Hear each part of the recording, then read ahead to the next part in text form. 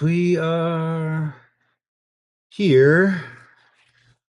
Blah, blah, blah. Talking. Um, get that set. This is right. Repo. It is not. We gotta open. Just getting set up still. Who knew running behind was such a pain?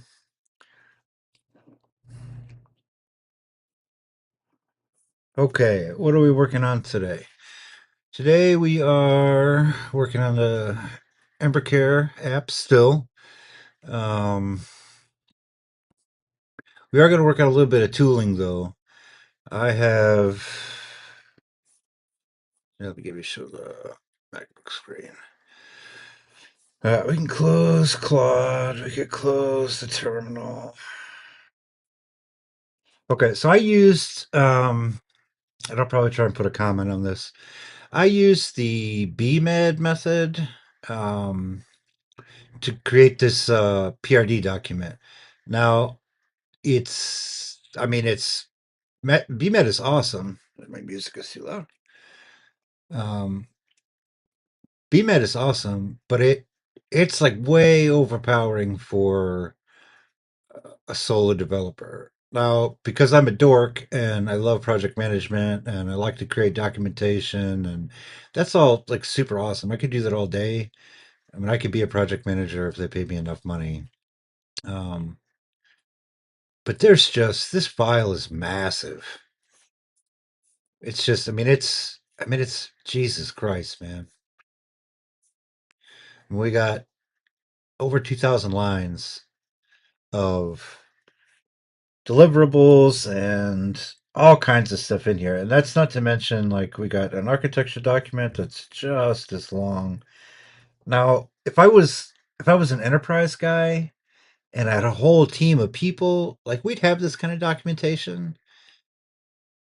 But like it's pretty massive, for just a solo guy building an app. I mean, my app's got to be robust.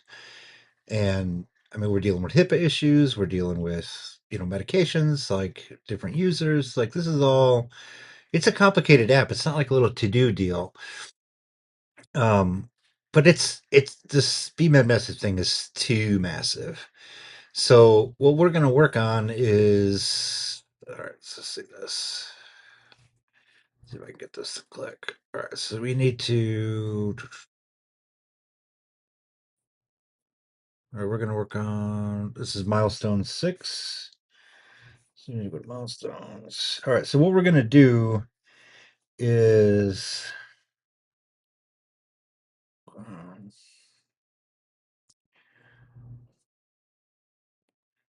this is, what is it called?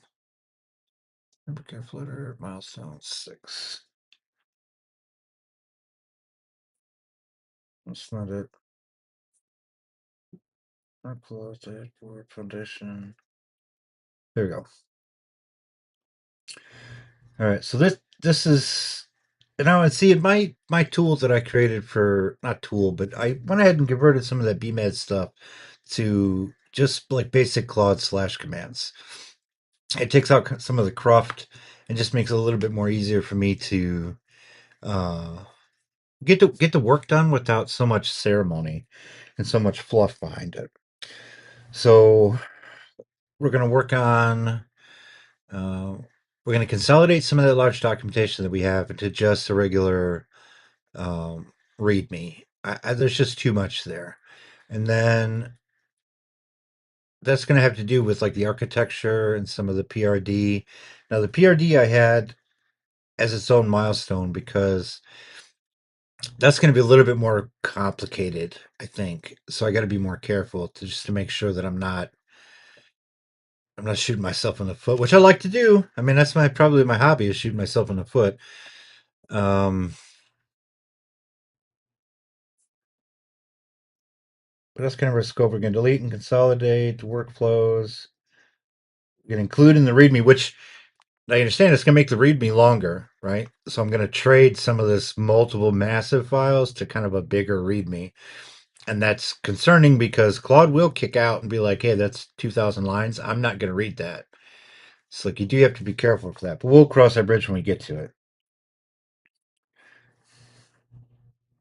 The other thing that I'm doing that BMAD doesn't address, and this is kind of an issue for all these frameworks like BMAD or spec driven development for AI, they want you to have everything in the repo so that the AI can read it. But the AI's context is only so big. So it eventually runs out of room and it starts skipping chunks or it summarizes or something. So it's kind of self defeating. Now the technology is evolving, the industry is evolving, so maybe they'll come up with something. Which the right idea is specs, but I find it just simpler for me. I worked on some other actual commercial projects last week, which is why I was gone. I just had too much stuff to do. I couldn't stream, but we're using a just put it in GitHub like we always did. Like get off the hype train, just put everything in GitHub and uh, use the issues and use it GitHub projects like it's supposed to be used, and it'll help alleviate some of that documentation burden. Because the other part of having documentation is in the repo is people if you have more than one person working, which I don't, I'm just one guy. But if you have more than one person working, the documentation is in the repo, then um, you have conflicting versions between branches, and that's going to kill you and just create more bullshit. So the way that we do it, and you'll see me do it here now, is we have milestones. That's like an epic that BMate did. So you have milestones, and then you have issues within that milestone. Once that issue is assigned to a person, Bob's your uncle. There you go. Work on it. And then when you do your pull request, yeah, you're going to close the issue. You're going to update the milestone if you need to, but probably not because you can just look and see what's open and closed. And then instead of creating like logs and stuff, you just look at the Git history. Like all those tools already existed. AI doesn't replace those tools. AI doesn't replace a developer. It doesn't replace Git. It doesn't. Yeah, you can. Like you'll see me use my slash commands today. It'll speed things up, but you still. It's the AI is just running. You'll see. You'll see. But let's not make it any more complicated than it needs to be. Looking at chat. Linux Gamer, what's up, brother? Thank you for showing up.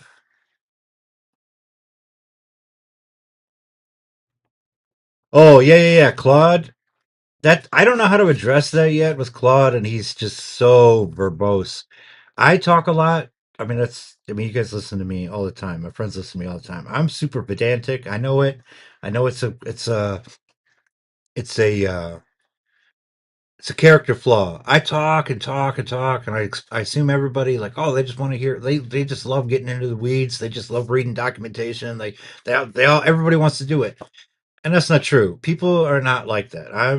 Everybody's a little autistic. I'm the autistic. Like I like to I'll read the encyclopedia from beginning to end and then go back and make notes and like I'm autistic like that. So Claude manipulates me real easy, gaslights me real easy. Oh, you're amazing, John. You're doing great work. Oh, that's very insightful. And then let's spit out 3,000 lines of instructions. We're not going to do any extra work, John. We're just going to talk about working a lot. I already did it now. We're into the stream for what, 10, 15 minutes? I did a lot of talking. I haven't waited any work. So I got to break that habit. And Claude's real good about that. But you'll see, hopefully, my slash commands, if they work today, we'll get some stuff straightened out and get rid of some of this cruft. And we'll do it pretty quickly without a whole lot of back and forth with Claude. We'll just have Claude do his job and then leave it alone. Um, but all right, so what do we, now that we did all that sidetrack,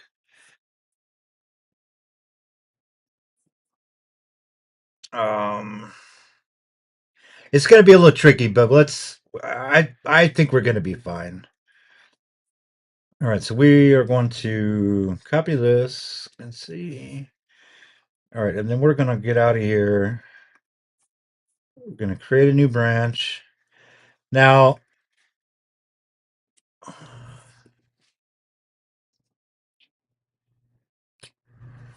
right, now we're on the right branch. Let's see what we got in the terminal.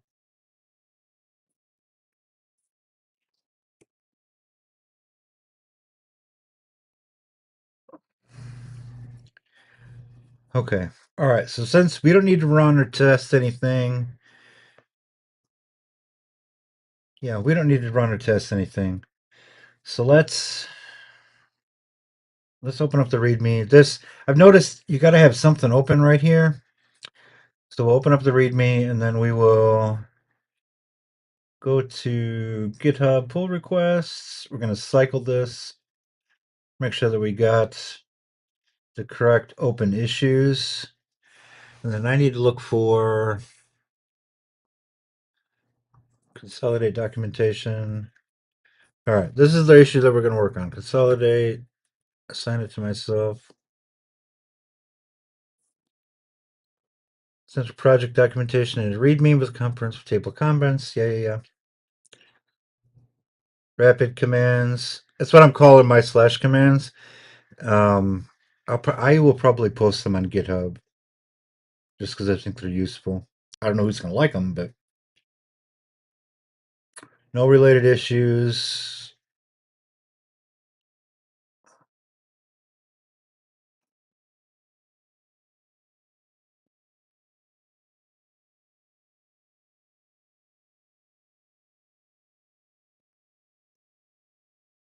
All right, so we don't want to delete the up.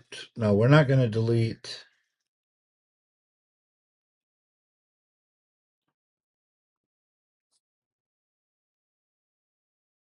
We're not deleting anything yet because there's some other issues. We are not deleting anything because, like that PRD, I need the PRD to swap from a. We're going to flip the PRD from existing as a PRD document. It's got to go to GitHub issues, so I can't delete anything yet. All right, so we're not doing the obsolete files.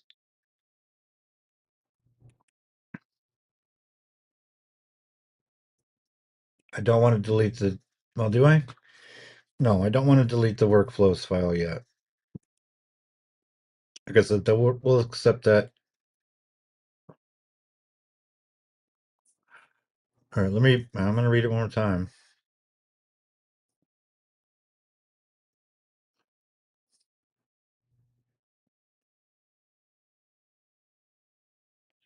Now, I think all that I'm doing right now, normally I would create a branch just for this issue and then do a pull request.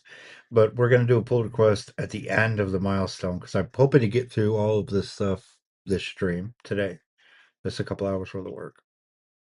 I'm also hoping because I did a bunch of like day job stuff before I started. That's what I was working on this morning was actual make money. So hopefully I didn't burn up all my Claude usage. But if I did, we can use Copilot, we can use Codex, or I can do it manually.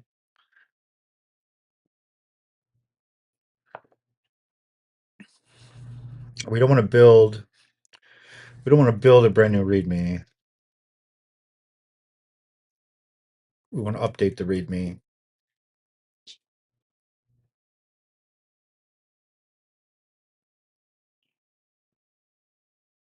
All right, let's try that. All right, this is issue 60. All right, so let's go. Go to Claude, open our files. All right, chat. Okay. Slash command, GitHub, work. And then we're going to do, what do we say, 60?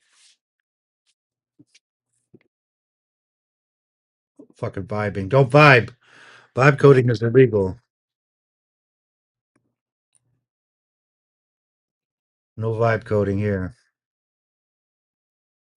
Deliberate automated AI assisted coding. No vibing. You guys see that okay? Can you guys see the editor okay? I just want to make sure. Also, can you hear me okay? I know Accretion OS is always complaining I'm too quiet.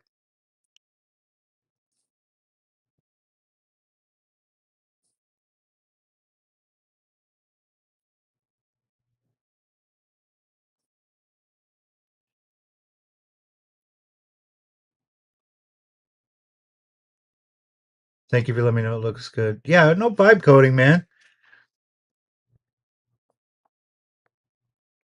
No vibe coding.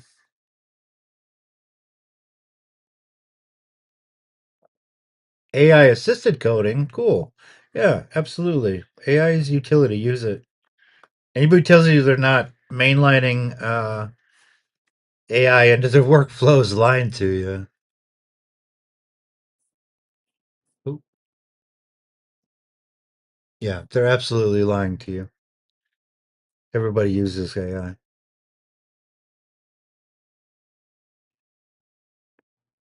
All right, so yeah, key tasks, README, the docs directory, consolidate. We just went over this.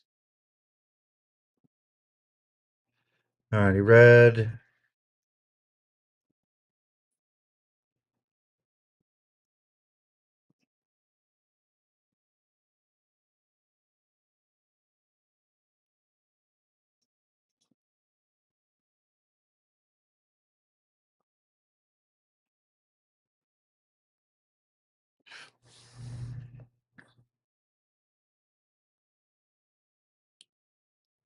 Now, what's he want to do? Claude wants to.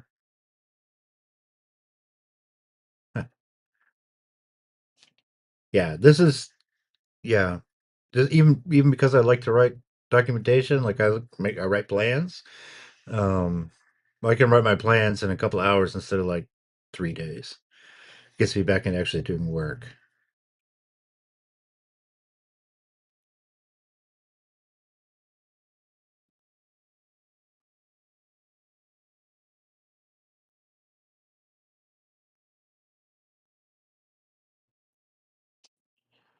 All right, we don't need to do.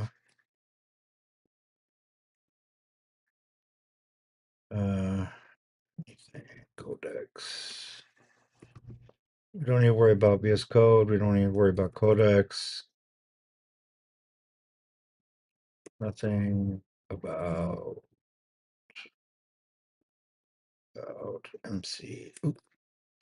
MCP servers.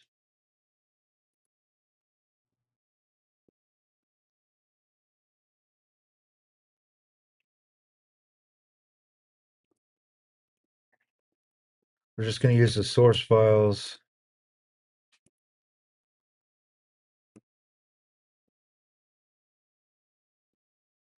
Source files. We're going to delete them.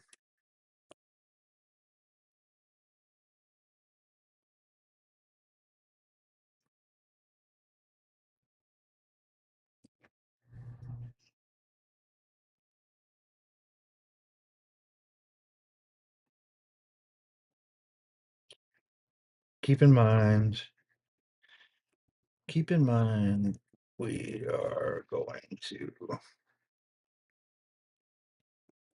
migrate any existing.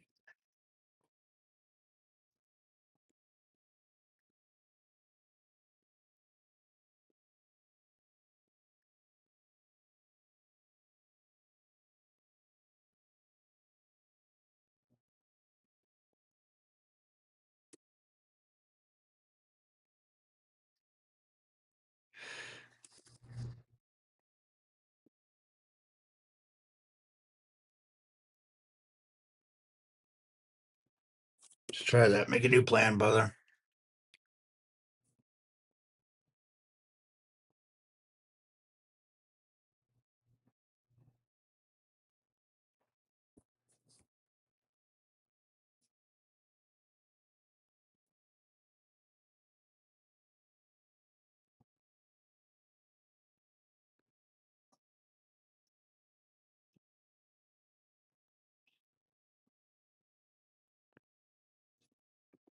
All right, now we're going to do.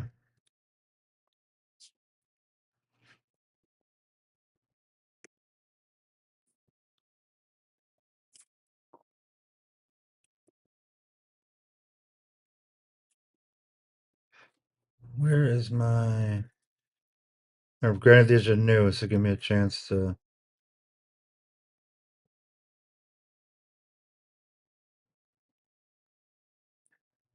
Let's update issue.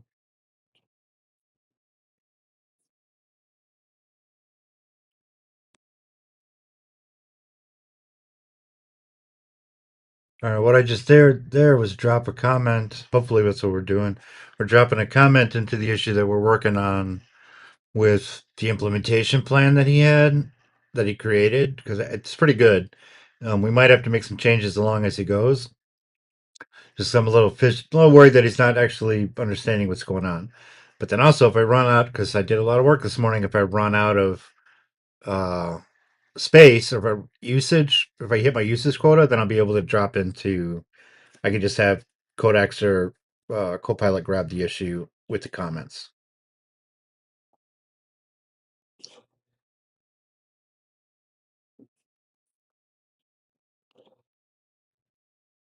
All right, go ahead and post the issue.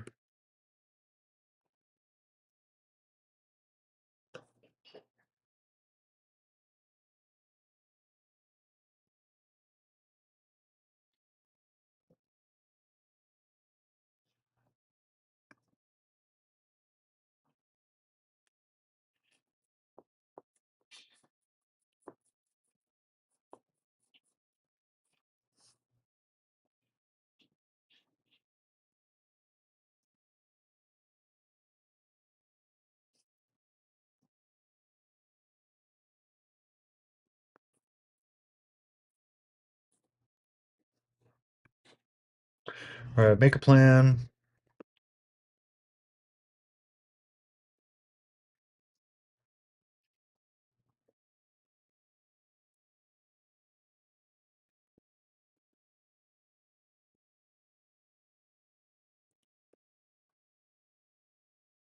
Uh, Come on, man. It's because I know you guys are watching me. Make plan implements, include stop and ask points so we can stay aligned on the open question. I put Claude in planning mode.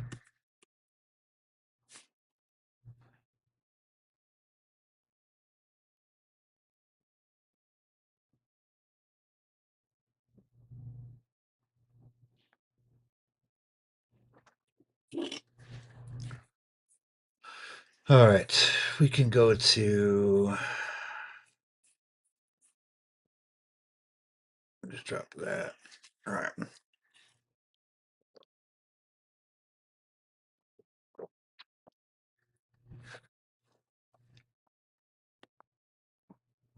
Come on, Claude.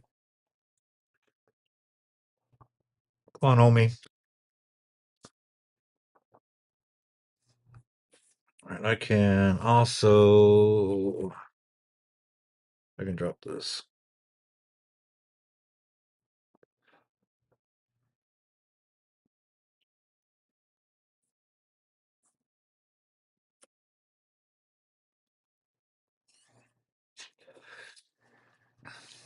PID architecture, docs, UX. Yep.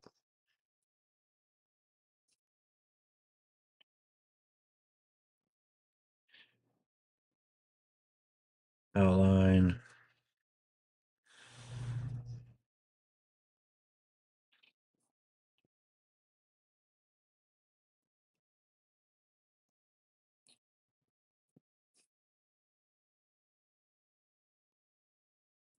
This is gonna be a long one.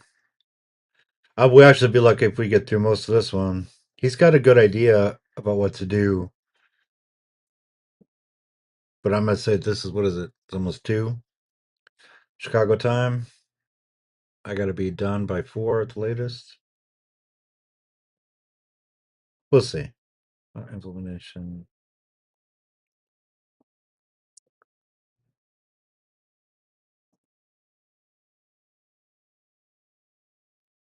40 minutes with checkpoints. Being awfully optimistic. All right. Because I want to see what he's doing as he's doing it, we're not going to let him auto approve.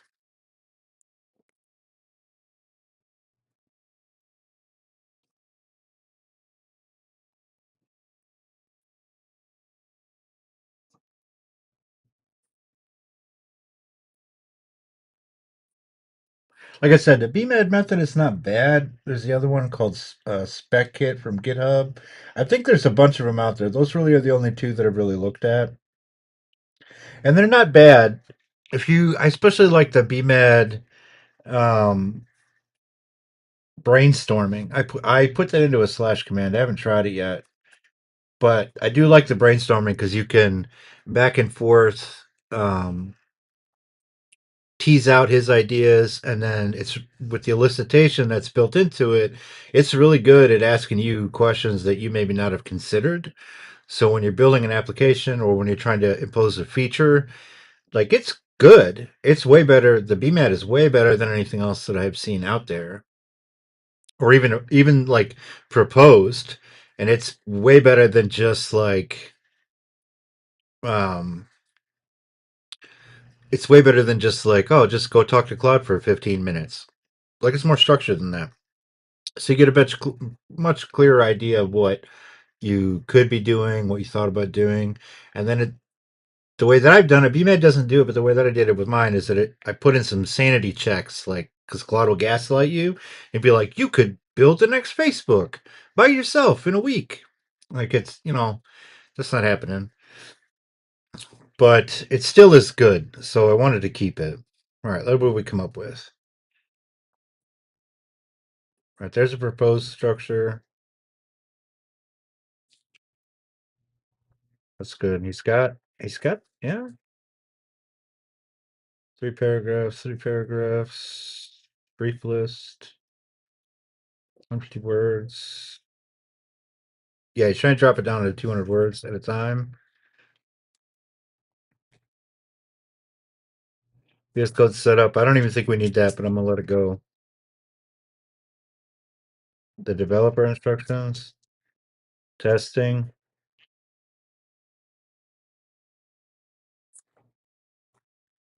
All right, we do have a manual testing. Yep. Now, what we don't have on the UX is, and I have a UX document.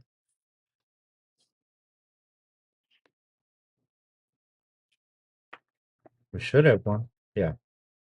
Now this is massive, but it includes it's not finished, but it's a skeleton for what the UI is supposed to look like, and I had to have something to start with the design, so that I had something to build, to test and run it, and then look at what's actually happening, the actual widgets.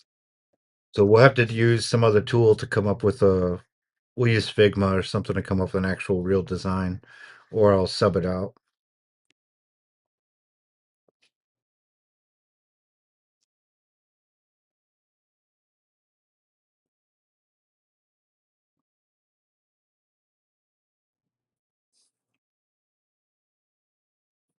All right, his recommendations.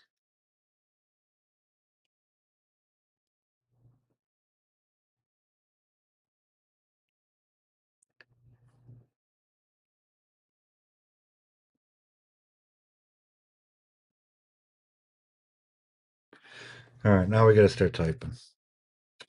Damn you, Claude. All right, so now we're gonna do first principles detail.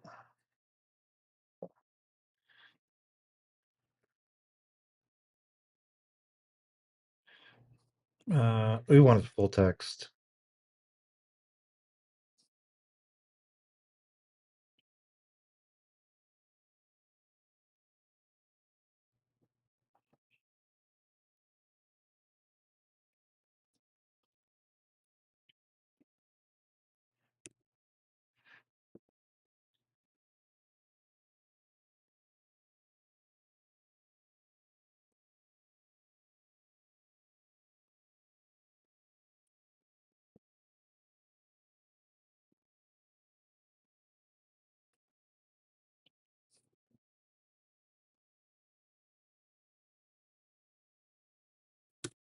We don't need a getting started because I'm already.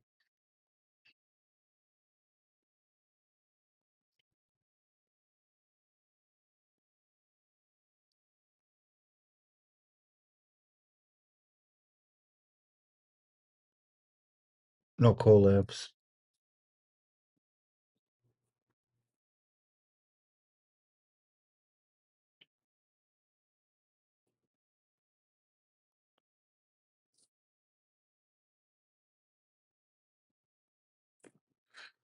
All right, that'll make his adjustment.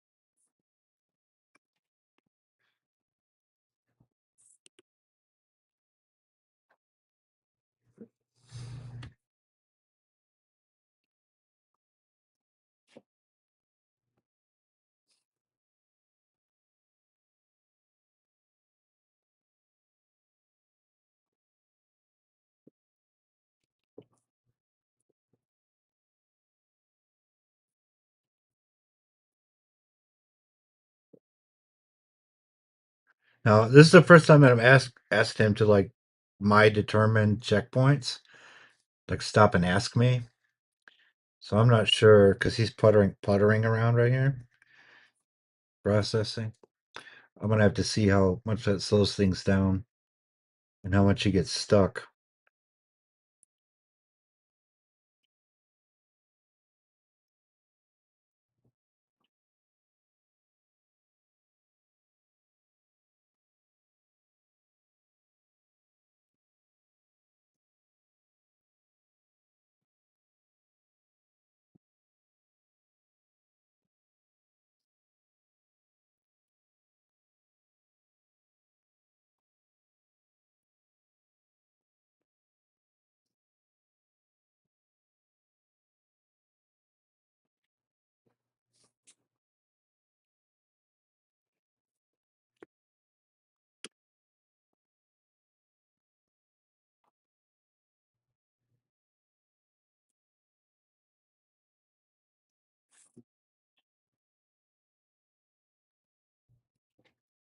Yeah, I like this. He put in it's concise enough.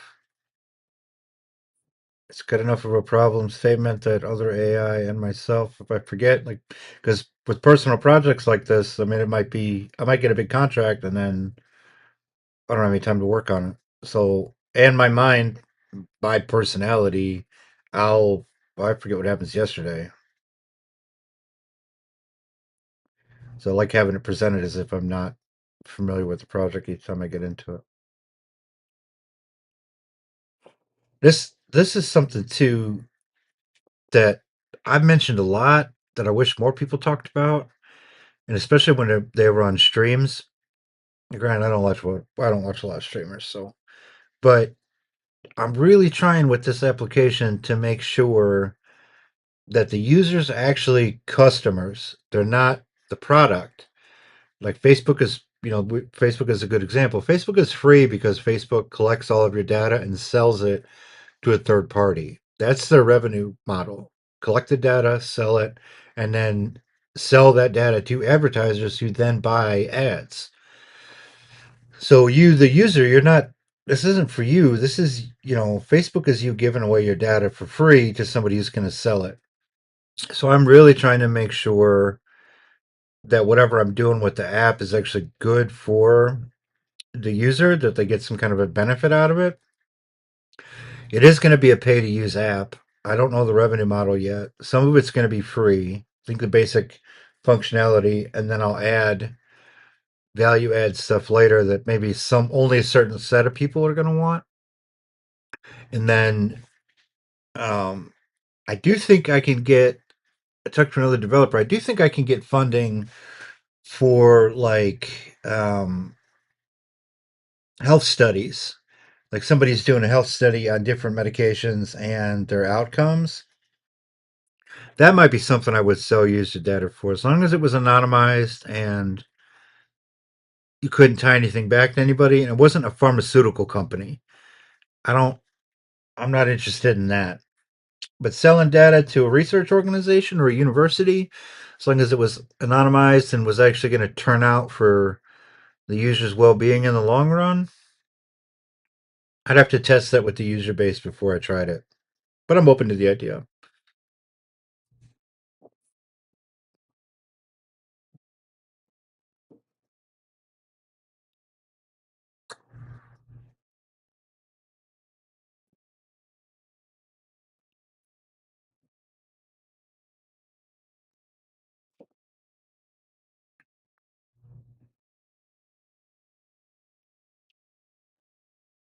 Yeah, I'm really a lot. There's a lot of open source projects that could use that same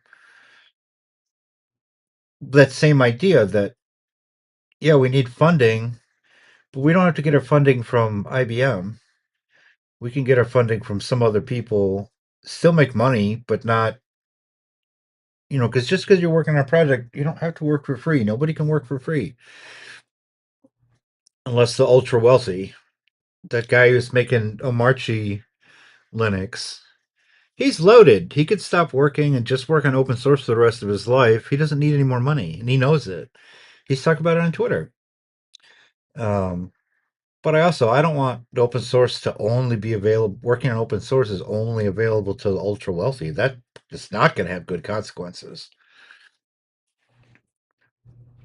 All right, so he did good on that. Claude did good on that.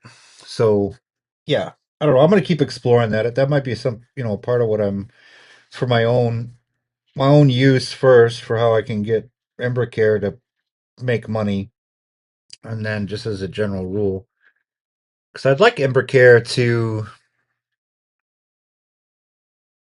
be part of an ecosystem of other these other kind of caregiver apps.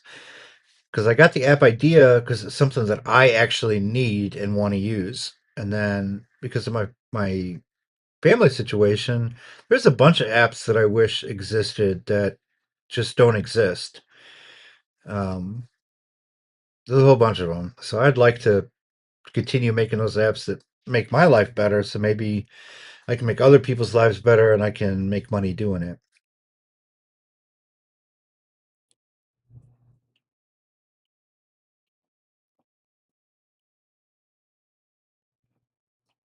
Right, there's my table of contents, overview, statement.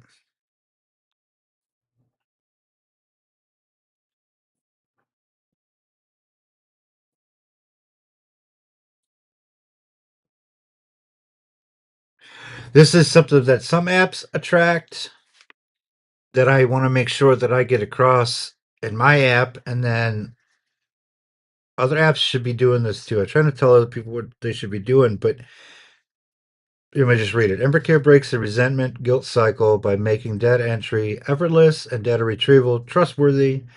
This cognitive offload creates emotional liberation, allowing caregivers to focus on other family members and their own lives without feeling guilt. Design test. If a feature increases caregiver cognitive burden or emotional weight, it fails the principle. One of the things that people don't talk about for caregivers like myself, who've got multiple people that got pretty significant medical issues, is that there's a guilt cycle. So, like, I got to work 40 hours a week, but I also got to take care of my kids, but I also got to take care of my wife because I also got to take care of Ted. And I have friends and other extended family too. So, anytime I take my time to work on my shit, like I feel guilty because I should have been doing something for somebody else.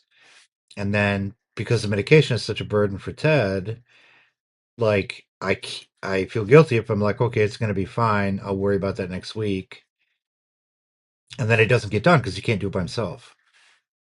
So I want applications that get rid of that shit because you should be able to do all of it within humanly possible and not abandon anybody. Technology was supposed to make our lives easier, not harder.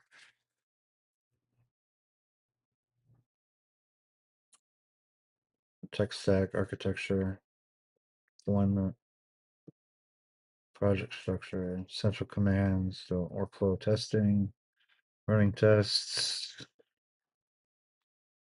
design.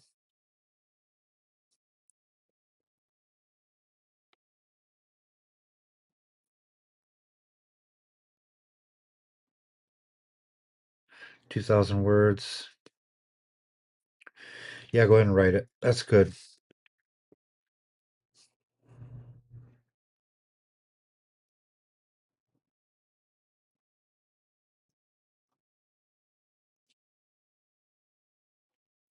All right.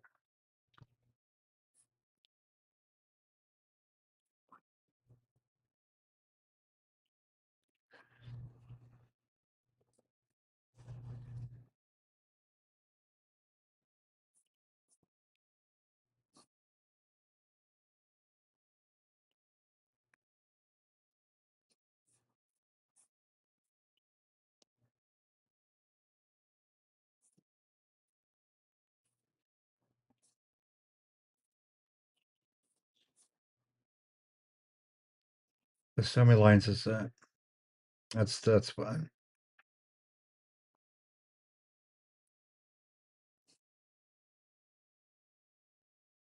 Yeah, I'm happy with that.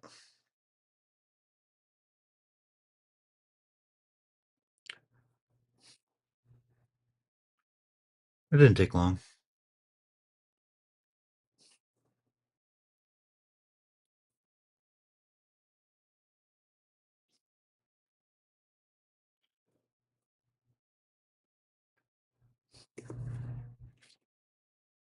Let's commit our changes.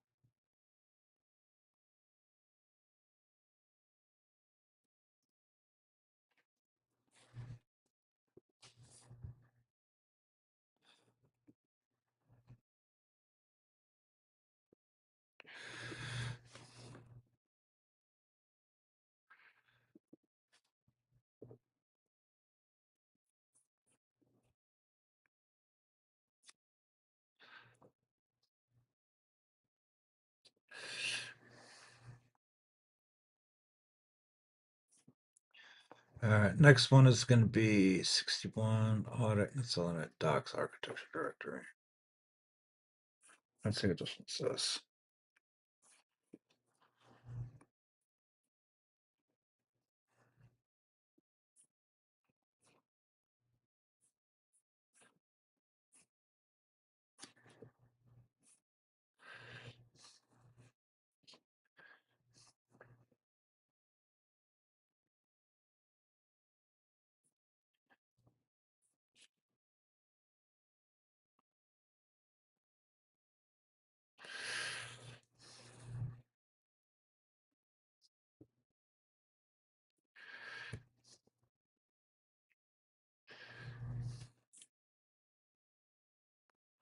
Actually, I don't need it. Claude, don't waste your tokens on that.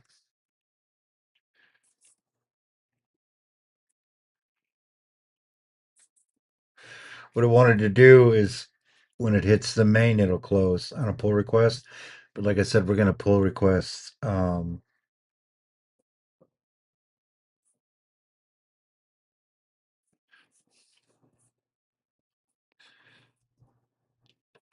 going to pull requests on the epic, not on the issue. All right. So how do we need to fix that? We need to fix that by going to terminal, git log.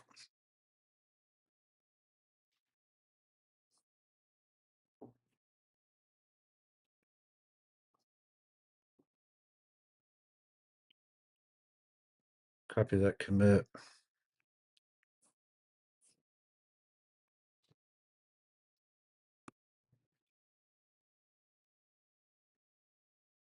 Come on, man.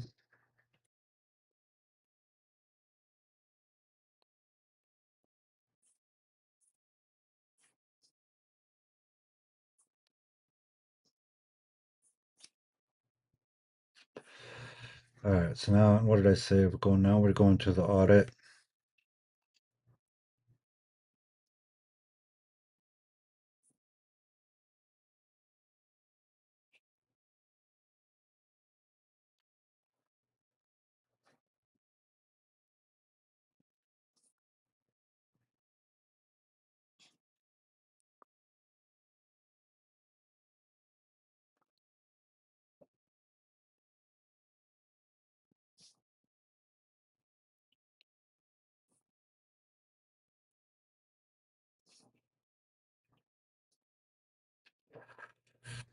All right, what are we doing? We're taking that document and sharding it out into the README. If we do have documents we got to shard out, then that's and keep as separate documents. That's fine.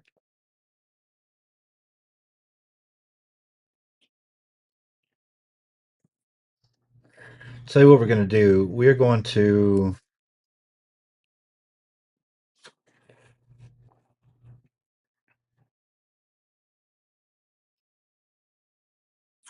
tell you what we're going to do. What do we got here for architecture? Those are already sharded.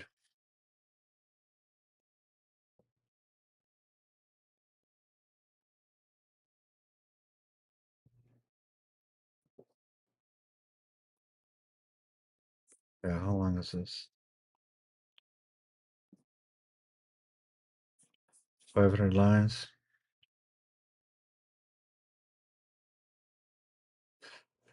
All right.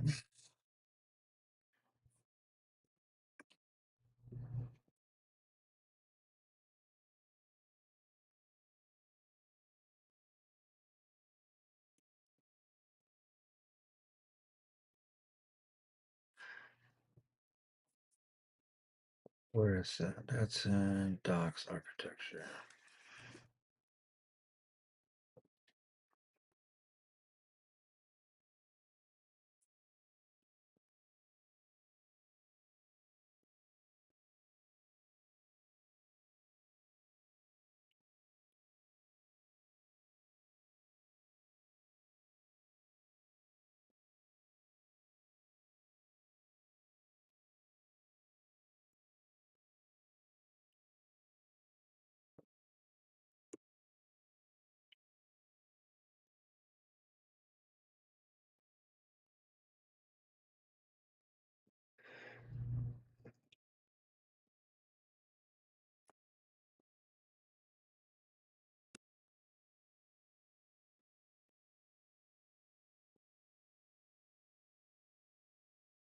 Yeah, I don't know how we're going to work this. I don't know how we're going to work this, but we will figure it out. This has got to be on the other side, or else I'll go nuts. All right.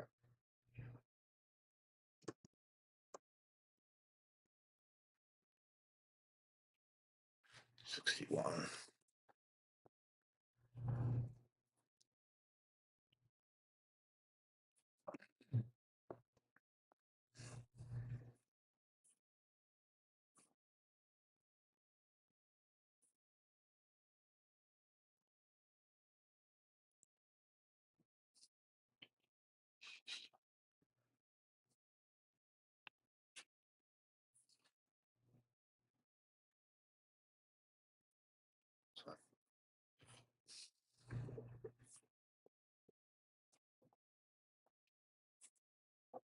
Actually, we can close this.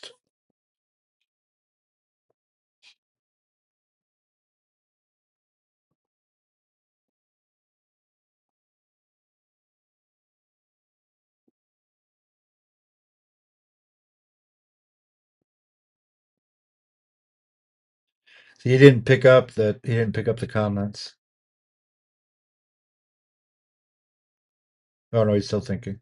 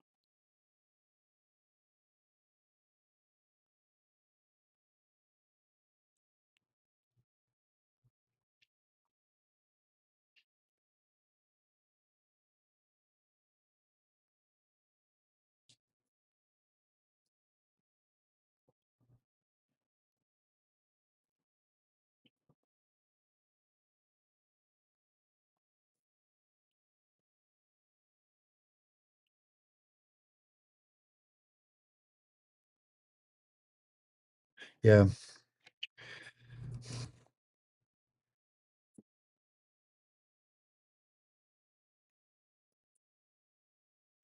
Put them in planning mode and go.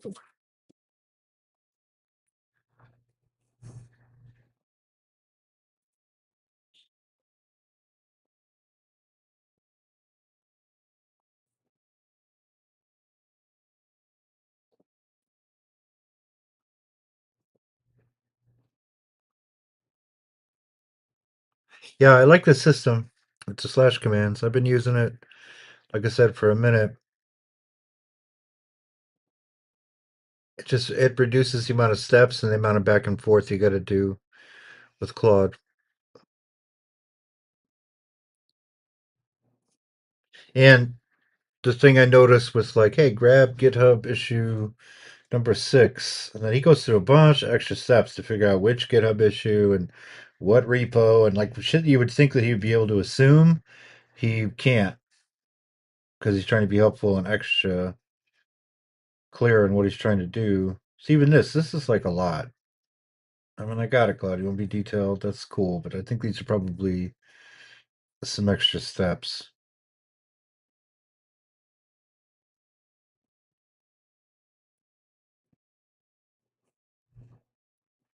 Don't delete any files.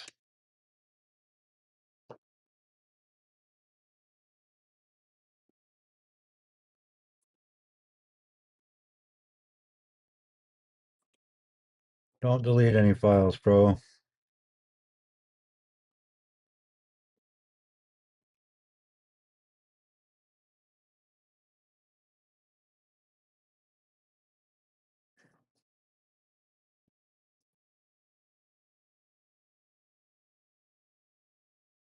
Yeah, that's you got to stay in charge of him, Lucretian. You got to stay in charge of him. You can't you can't just let him go.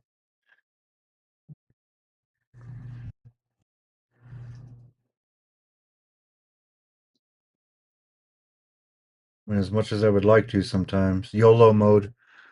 But none of them, none of the AI, you can just let them go.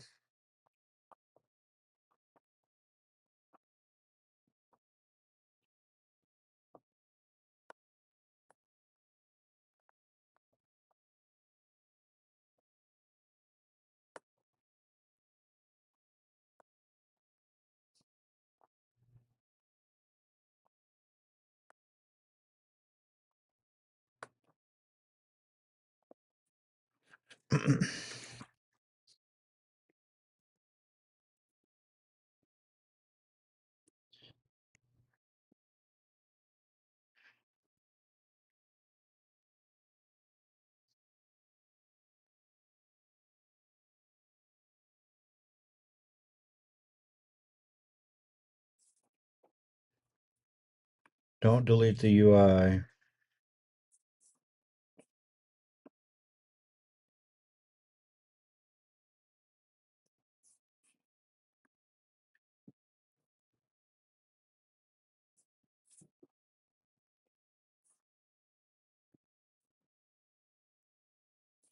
Send docs.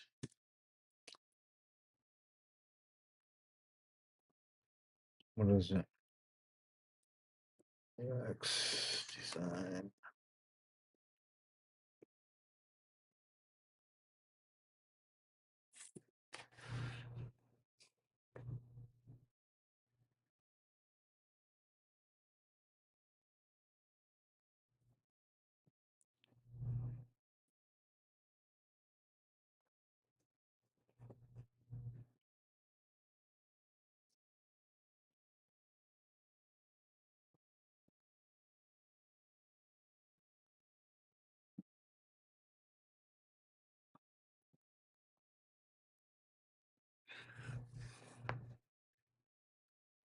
Yeah, having to work with a particular file, like one file at a time, that's a good way to do it if you don't have, changes that have to happen across 5 different files.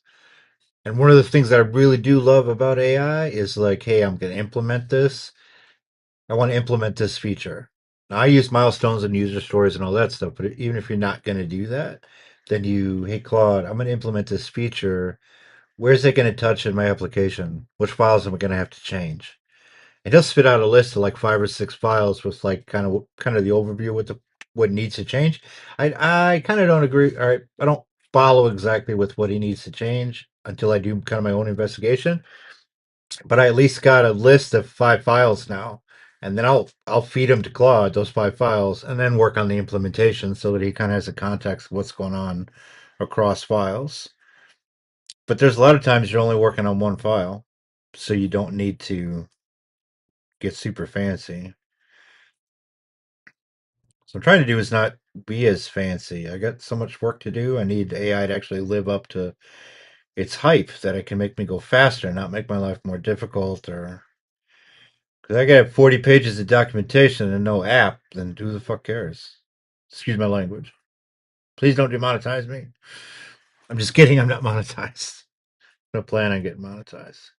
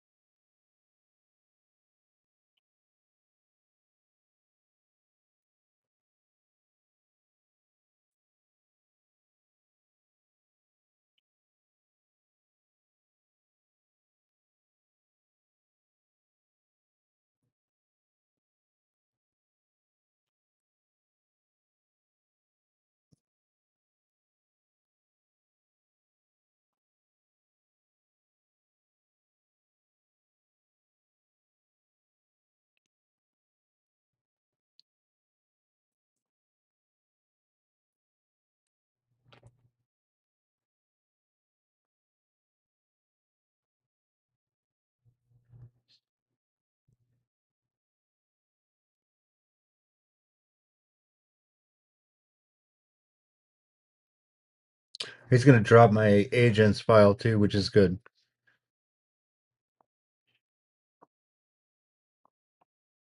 And then put the notes in the files that are made for cleanup. Cool. Mark is obsolete. There we go.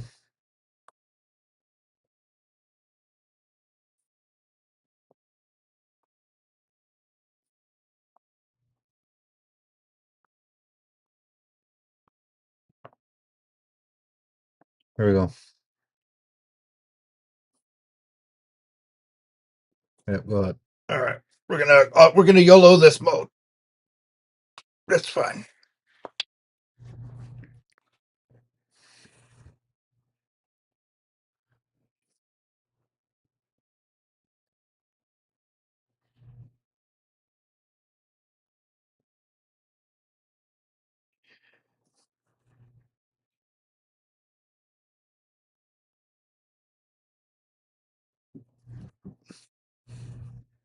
Happy Monday. Happy Monday.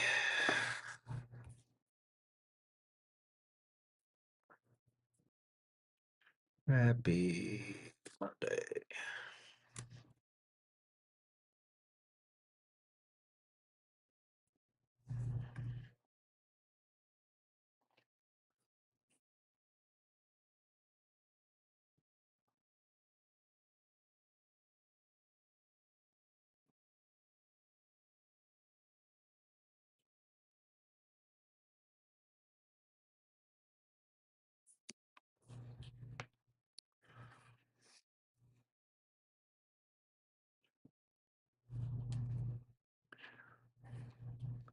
See, I did that on purpose in his instructions. When he's running this plan, he's got to do that. Even though he already read it, he's got to read it again. Says you got to make sure that he is like what he thinks is true is actually true. Second guess himself, that's fine.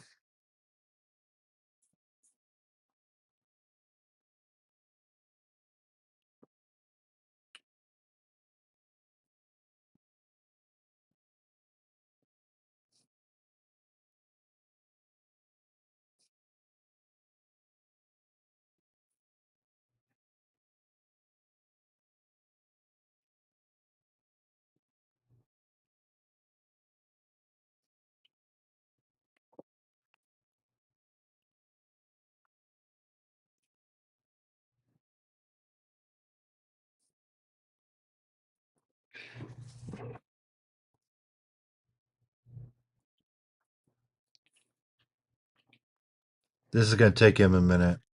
So,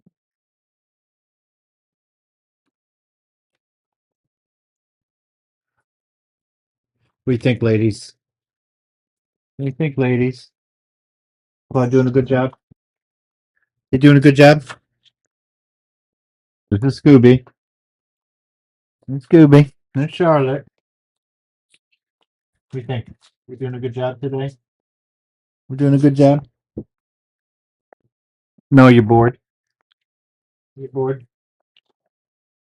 You bored? You could be bored. You're a big fat girl. I got a big fat head. Look at that big potato. My big potato head.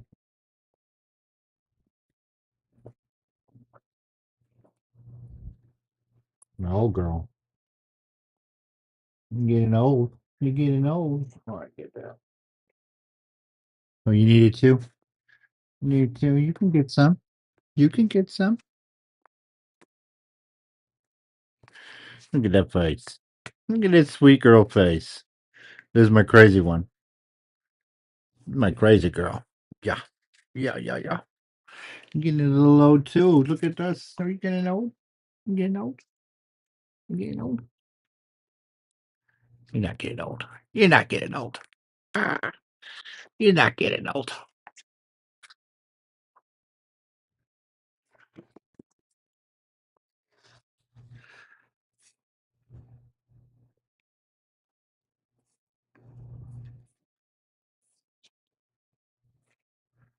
They're not super old.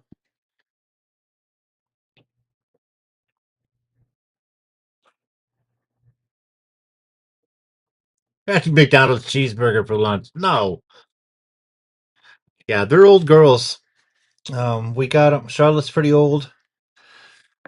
How old are you, Charlotte? How old are you?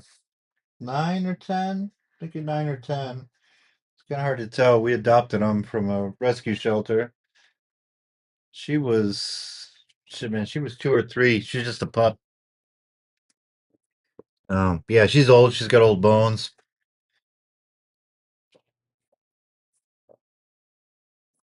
Let's see what we got here. Skin and bones when we got her too. Now she's a big fat potato. That's why we like them. That's how we like them, though. We make them fat potatoes on purpose. No McDonald's cheeseburgers is bad for them, but they get real meat.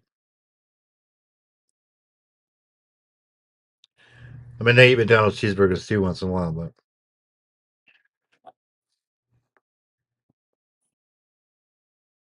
we got a completely off topic. Have them cook good food. They get good food. Trust me. We make their food. They get my wife makes them food, like real food. They get rice and pumpkin and coconut oil. It's got real hamburger in it, or real chicken. Um, Peas and carrots or some kind of other vegetable. Yeah, there's these dogs are not they're not starving for good food. They're very well taken care of. They're part of the family, man. Yeah, I was sometimes I tell I was like, man, I take care of 9 people. They're like, 9 people? How many kids you got? I was like, well, I got a I got a bunch of kids. I got the problem, and then I got 2 dogs that are like the kids. I got nine souls to take care of.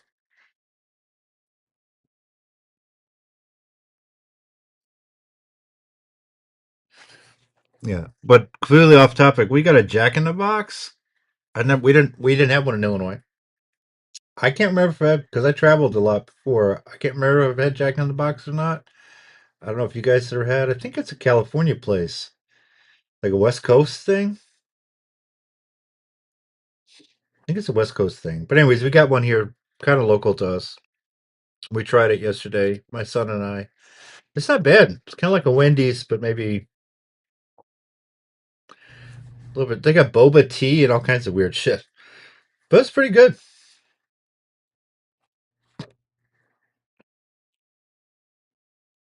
It's a lot better than McDonald's.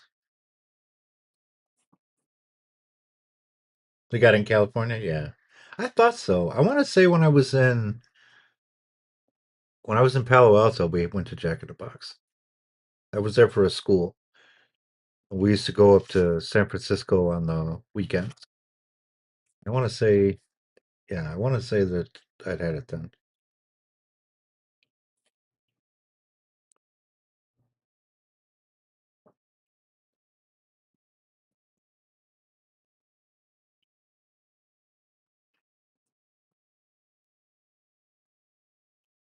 Dick's Drive-In.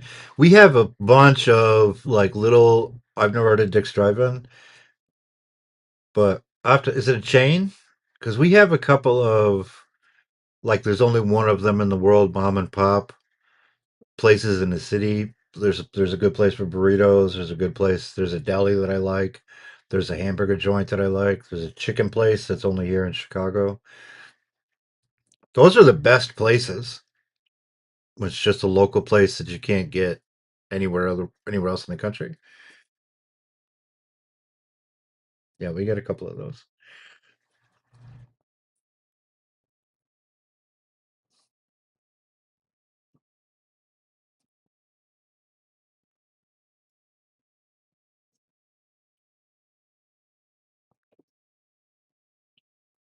Yeah, those places have been around since the 50s. Yeah, those are good places. We got a Polish restaurant too. We got a Polish restaurant and then we got a Bavarian restaurant that's like third generation. They're not a chain. It's a sit down restaurant and they've been around for it's third generation, fourth generation, something like that.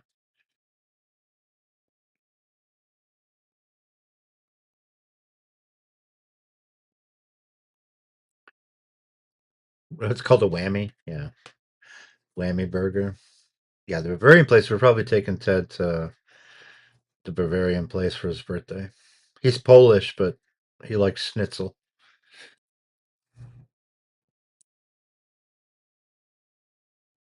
Jack's Crack. Is it like a yeah? It's like a crack place. I thought maybe because you can get like mini tacos. What do we get? We got the mini tacos. I got like the jumbo jack. I think my son got the smash cheeseburger.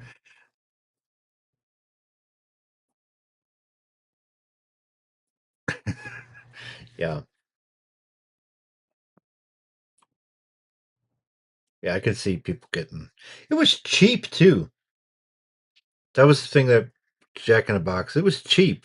I mean, me and my son was like 16. I mean, $16 for two people. That's not cheap, but here in Chicago, that's cheap as hell. Yeah, we usually spend 16 a piece.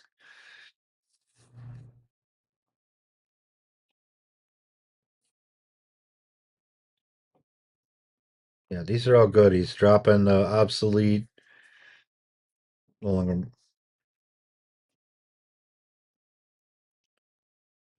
Yeah, he's done a lot of heavy lifting.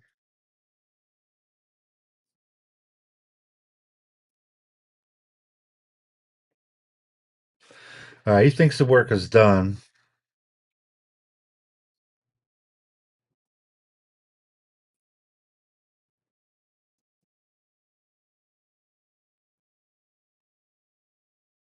Airing conventions, testing sections. All right, what do we got here?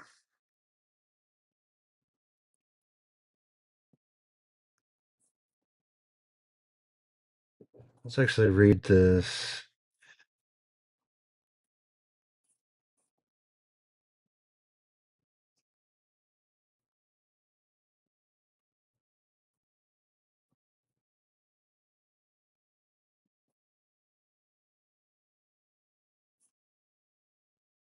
All right, before we do the commit, let's.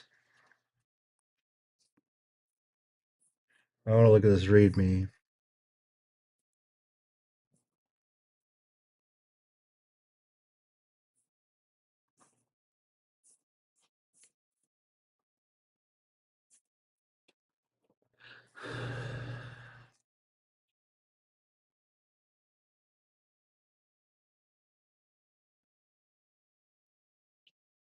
Yeah, Jack in the Box or Wendy's, McDonald's.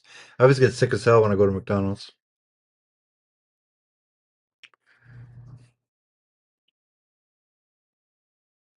You guys got Burger King, right? Burger King's everywhere. Burger King's not so bad. If I absolutely have no other choice, it's not so bad. But we got a chain called Culver's too. It's kind of like fancy Wendy's. That's not bad.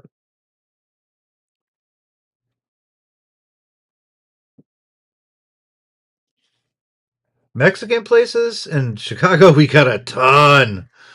Yeah, Burrito Loco. I think he's here and in Texas, but he's got like 30 stores here. Burrito Loco.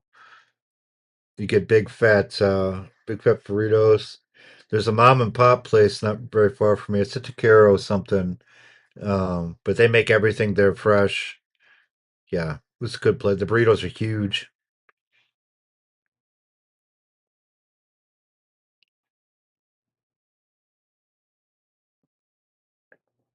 What do you mean by each other? Jack in the Box and Burger King, they're owned by the same people or they're right next to each other on the street?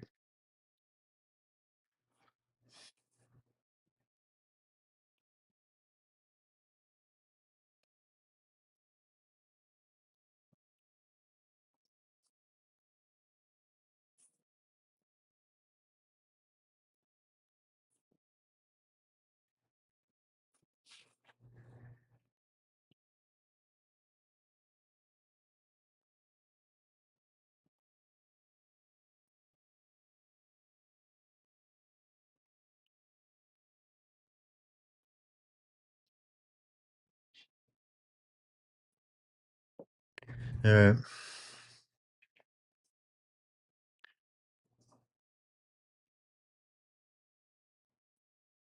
Yeah, the mom and pop places are better. I think that's like a general rule.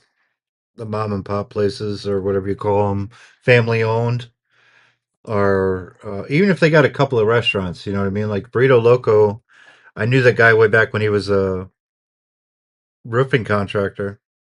I mean, that's 30 years ago, but um, he's local. Started in Chicago. Even those kind of places, you got to support because they usually have better quality and they hire people from the local area.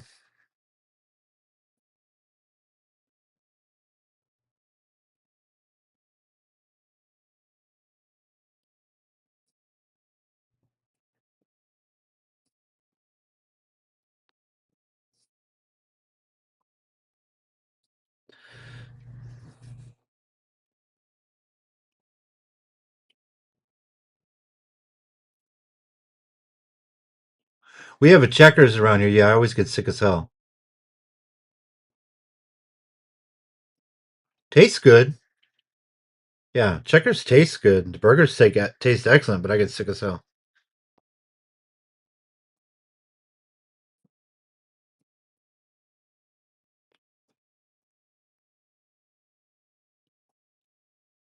Yeah, hole in the walls. Yeah, yeah. We don't eat too many places that are fancy. There's an Italian place that we go to, super special occasions, and there's a that Bavarian place we go to. Those are pretty fancy. Everything else we like the hole in the walls better.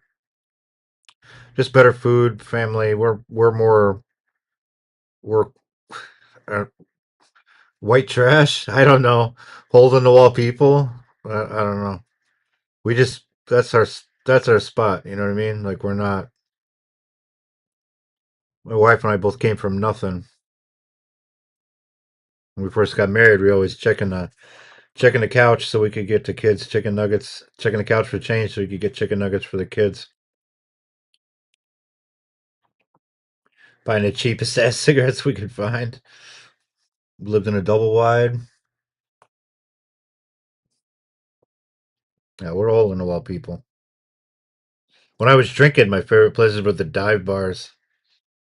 We got a little towny bar right next to the house. That place is so much fun.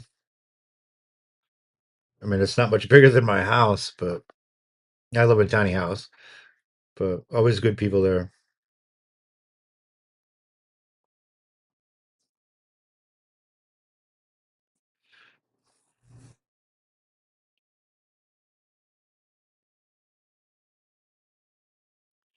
That's fine.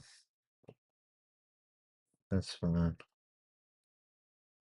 All right, that's enough detail for sure. Yeah, that's enough detail for that. So let's do. All right, so I'm gonna do. Finish. What do you guys say?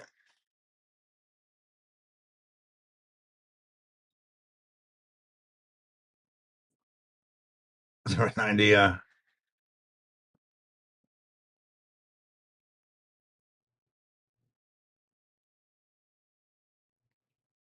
Yeah, help with the groceries, man. Don't make her carry them by herself. Your blood pressure? I always get that with Ted too. Like he comes in, it's all huffy puffy and high, because he hauled his ass from the truck. By the time he sits down in the room, if they come and grab us right away, his blood pressure's always really high. But yeah, I made him hike like a quarter of a mile.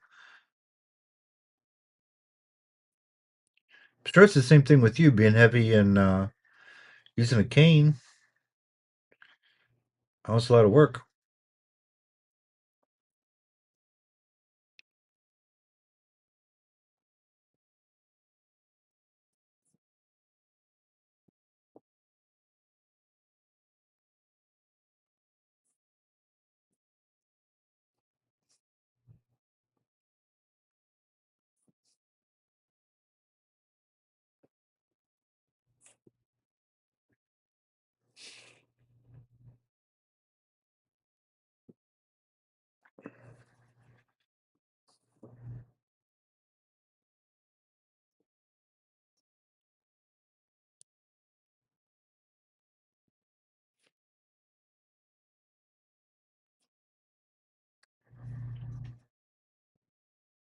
It's going to trigger the issue closure, but that's not going to work. Yeah, it didn't close.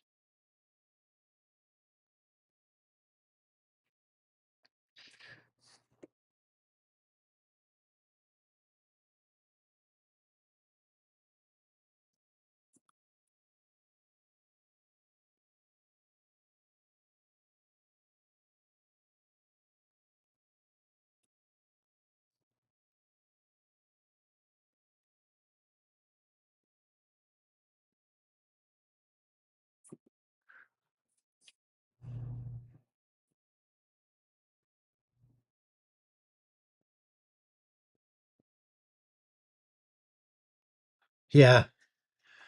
Yeah, your blood pressure could be up because your governor's a moron. I believe that.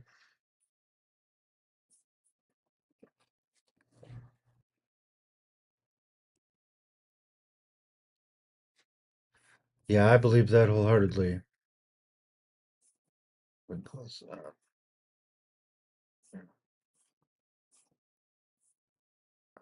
So,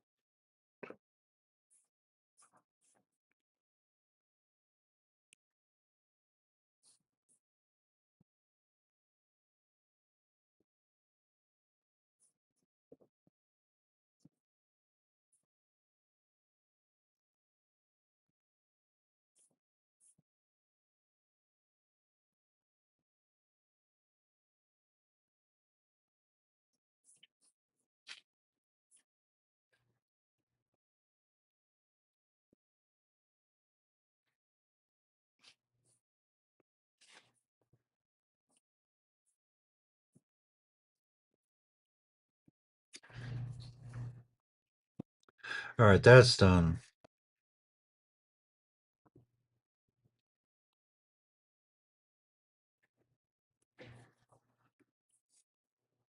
All right, what time is it? 2:30.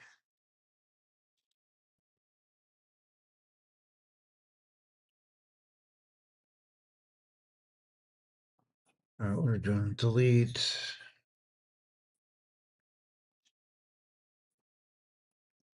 Catch up.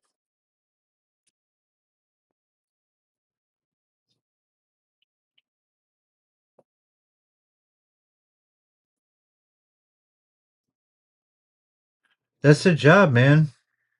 To sit on their ass. That's what Senate debates do. They just sit on their ass. Sit on their ass and talk. Take bribes. That's what politicians do, man. Yeah, Gavin Newsom, man. I don't know. He's he's kind of a weirdo.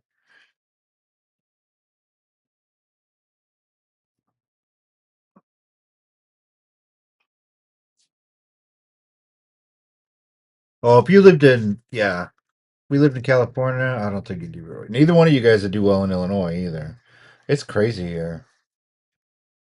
There's so many. It's so crazy. A lot of people don't even know what the government's doing right now, federal or the state. They don't pay attention because they're everything's so expensive. Everybody's working 2, 3 jobs, so they don't have time to actually know what's going on. And the level of corruption, we every single one of our governors, like I think over the last 20 years, like it's extremely typical for once those guys get out of office, uh, they get indicted and go to federal prison because of the corruption. Mayors too. That's usually how your political career ends. You get real high up in office, and then you get indicted, and then you get replaced, and then that guy gets indicted later too. It's a never-ending vicious cycle. But all right, we're gonna start working on um, 62.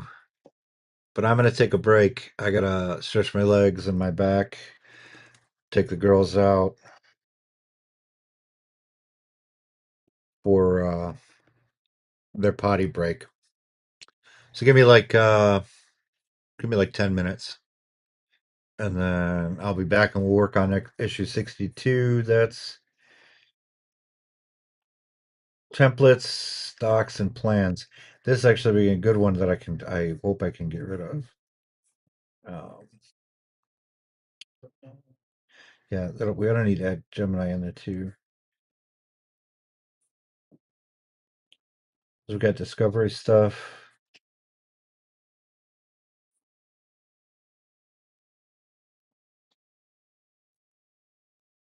Yeah, just master checklist review. That's all BMAD nonsense. Yeah, I'll be back 10 minutes.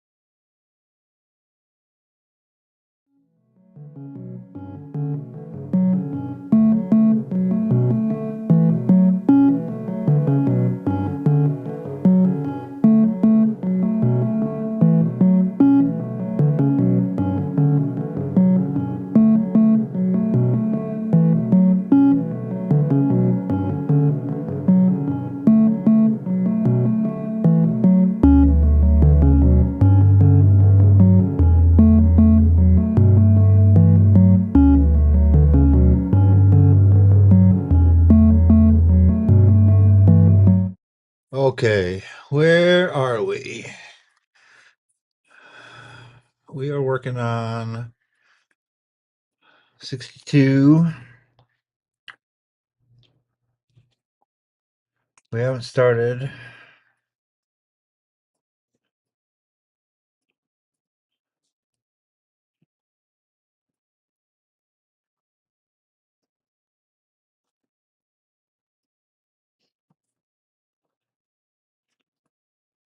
All right, these can be deleted.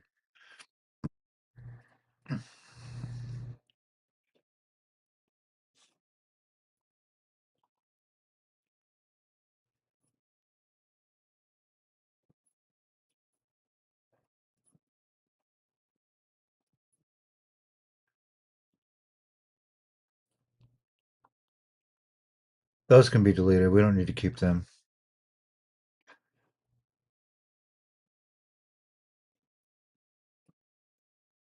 We're gonna have to check for branches. Yep. I shouldn't have any branches open. I do have to clean a lot of these up, but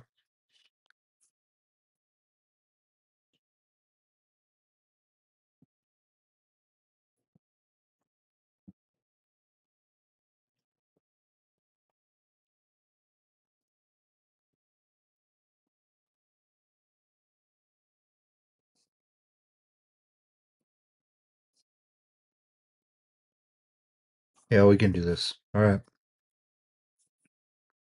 All right, we are in business.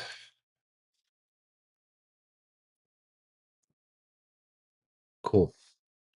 Cool. We gang's all here.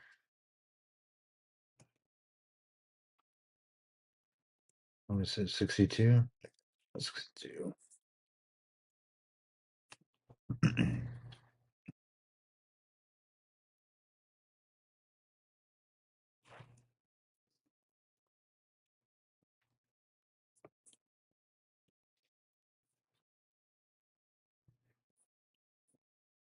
Yeah, that's a pretty good workflow. This is working out pretty good. I can see how somebody who was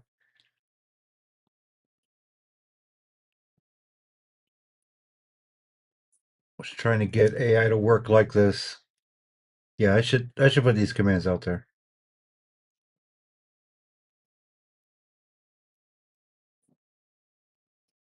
I'm a little hesitant to give it to the work team, but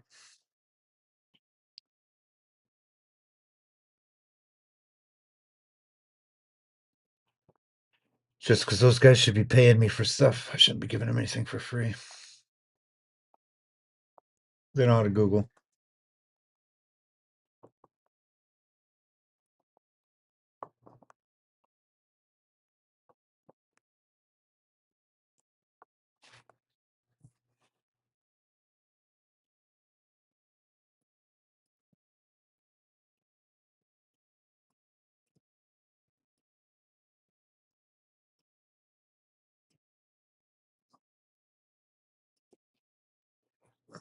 Now, in the workflow, I have them make a plan, and then, like you've noticed, I've been switching them into plan mode. And what that does is it makes him double check his logic. Because again, Claude's very smart, but he gets so wordy.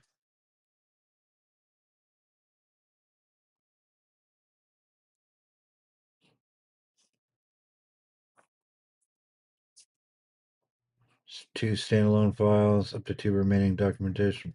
Yeah.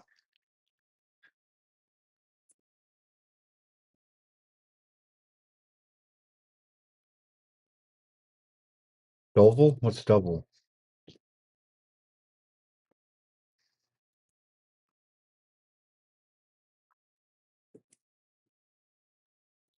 Plan mode activated.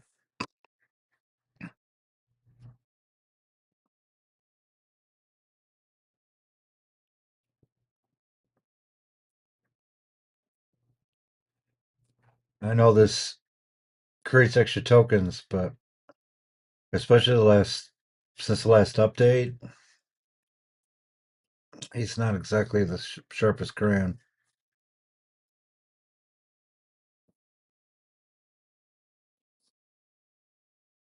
He's going to review the other issues. That's what I wanted.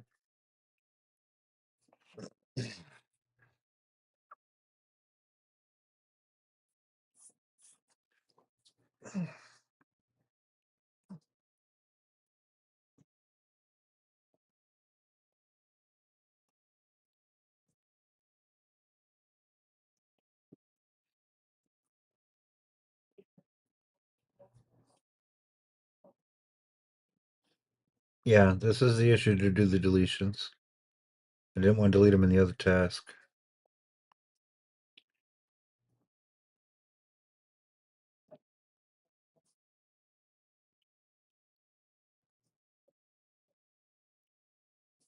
I need to change my music.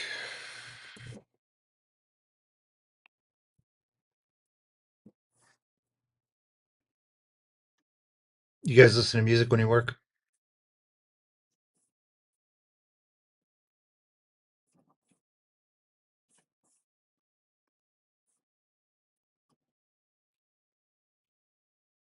I gotta have music.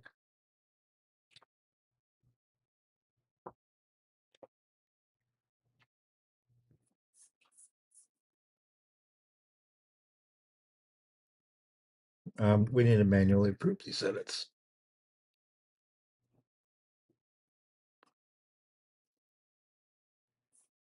Yeah, I gotta have some kind of music when I'm working.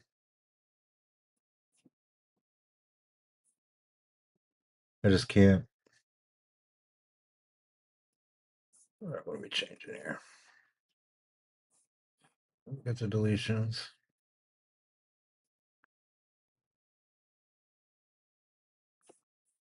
That's fine.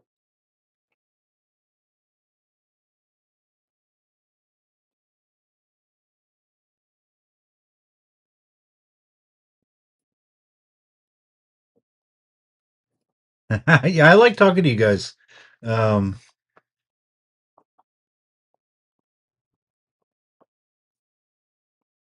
Christian and I used to have chats in the morning, long political chats, catching up, bullshitting. I've been getting busy, so we haven't done it so much. But that's one of the bad things about working remote is it's just you and your headphones. I got the dogs.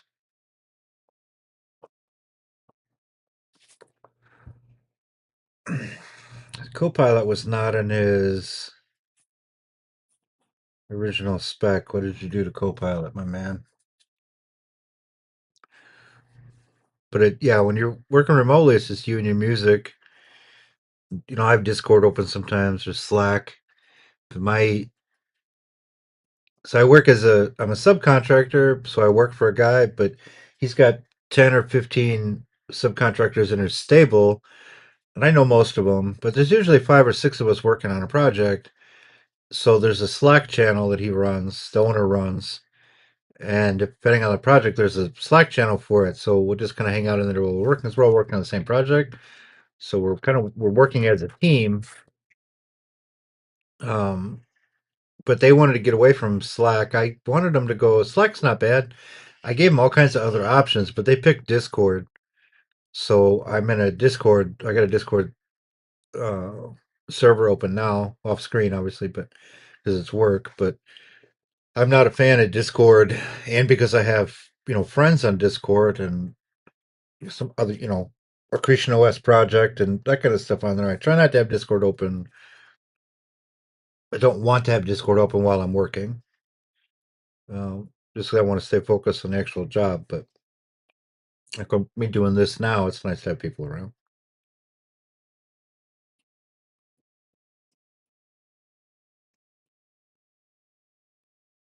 Okay, that's why he's doing this because I had templates and stuff set up for GitHub Copilot with specific commands, but it's just a pointer to the template. But now the command, because those templates are going to exist, they got to be in the commands themselves or in the. I'm sorry, because the GitHub Copilot instructions pointed to a template or a workflow, but those workflows and templates aren't going to exist, so the instructions got to live in the Copilot instructions themselves. That's why I did that. That's fine.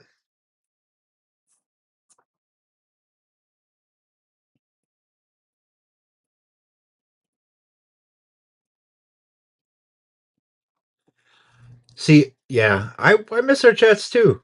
Um, We always have fun. We were doing them in the morning. It's a nice way to start the day out. Just bullshit for a little bit, but you gotta make money.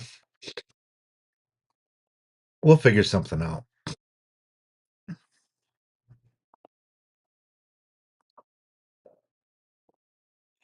Well, so Copilot sucks. Copilot sucks. Um, I did some stuff over the. Well, I told you guys about this. I mean, offline, but um, for work we did. They wanted to get Copilot to get. So my boss is bitching about paying for AI, right? So, which I understand, it's just expensive. Um, but so I got Copilot to work a little bit better through the VS Code tasks. It runs a script. So I wrote some scripts to just call Copilot from the command line and not invoke the chat bot on the side. And that gets around some of why Copilot sucks. You just run a task. Much like what I do with the slash commands, it's just a task for Copilot. And it runs same basic idea, it runs a workflow to get an issue and work on it and that kind of stuff. Um, and it is better than when last time I'd used it, but it's Claude is still better.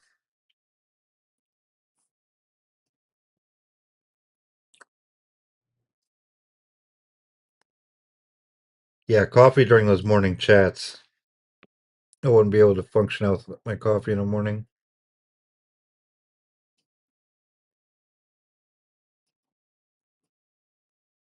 Yeah, you don't want to do that. He's picking. This is good.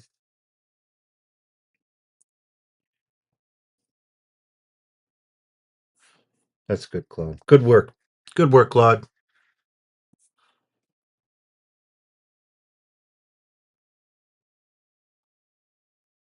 Now, Warp. I'm gonna go ahead and keep Warp. I haven't been using Warp as much, um, just because having VS Code be the primary interface is just easier. I like the idea of using Claude from the terminal for a lot of things. And Warp, having an AI in the terminal is pretty nice if you're managing remote servers. Um, it's just not my workflow, but we need to keep Warp set up.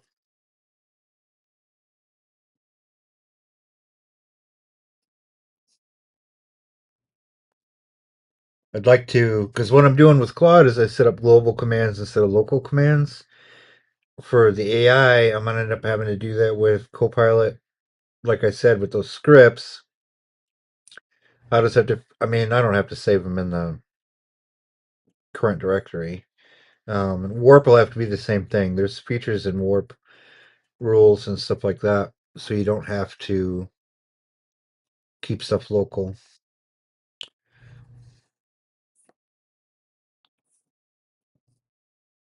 Yeah, that's fine. That's fine. I'm not too worried about Warp. We'll fix it if it breaks.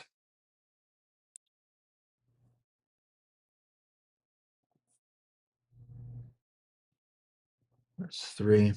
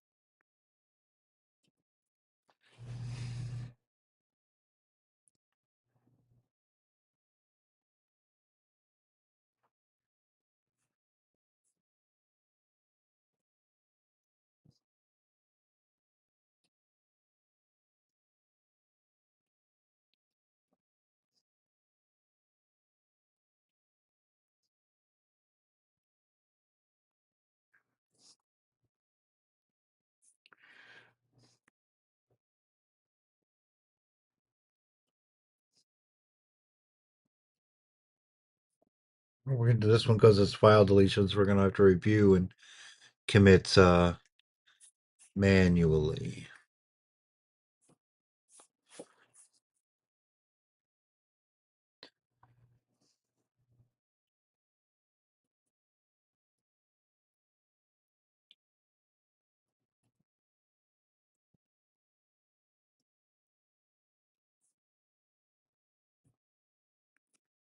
All right, you can take a nap there, boss.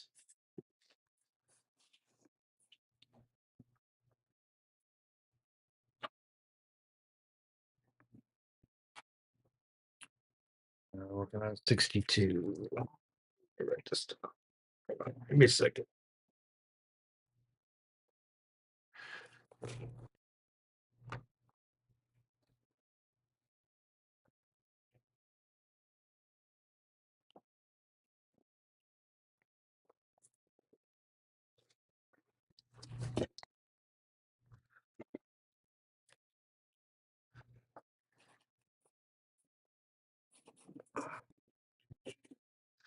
All right. When you close this out, this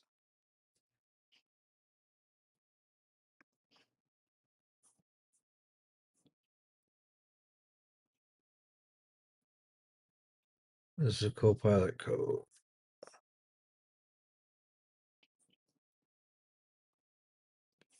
All right, that's fine. We can commit that.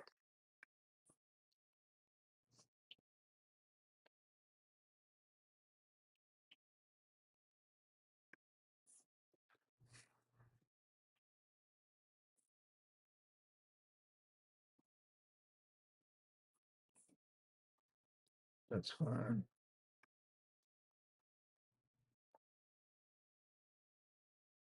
Come on, man.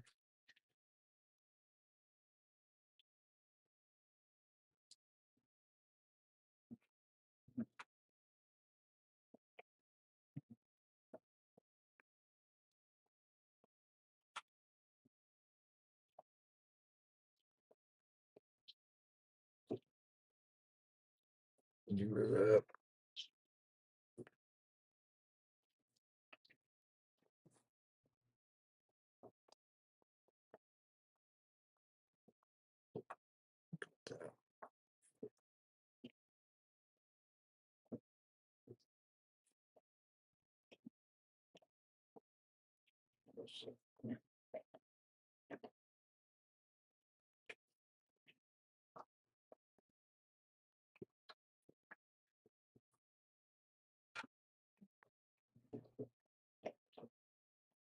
All right, oops. So now we're gonna go back to 62.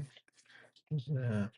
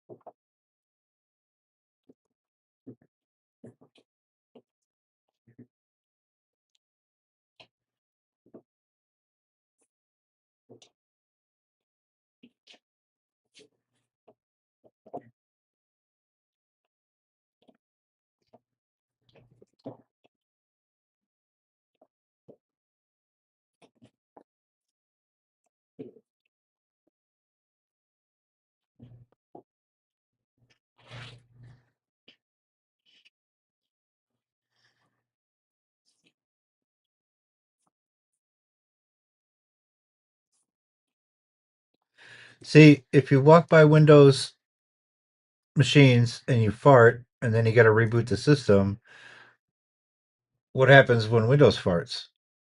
Because it farts like every 2 hours. Or did you mean like a physical fart?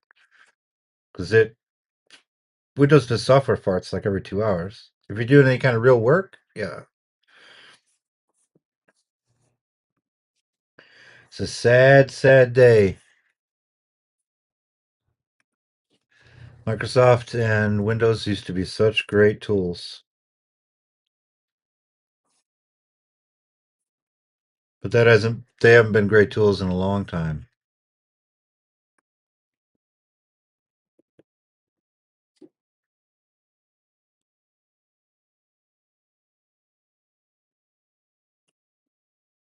All right, now we're working on 63.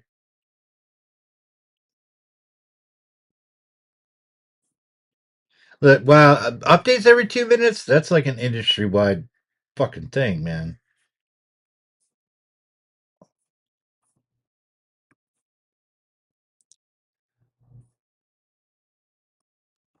All right, let's do 63. Verify.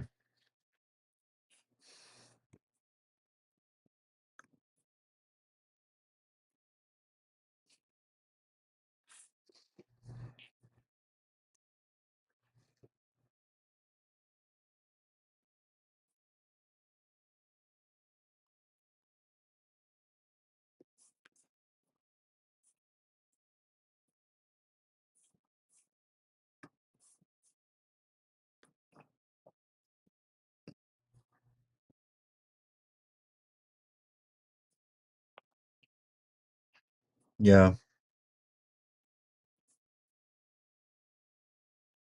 Yeah, you don't have to update on Linux as often.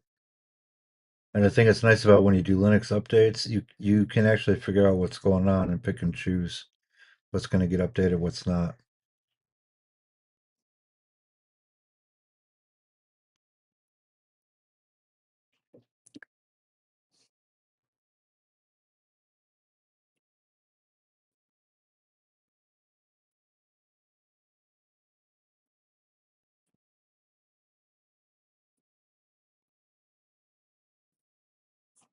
All right, let's see what this bad boy. See what this bad boy looks like.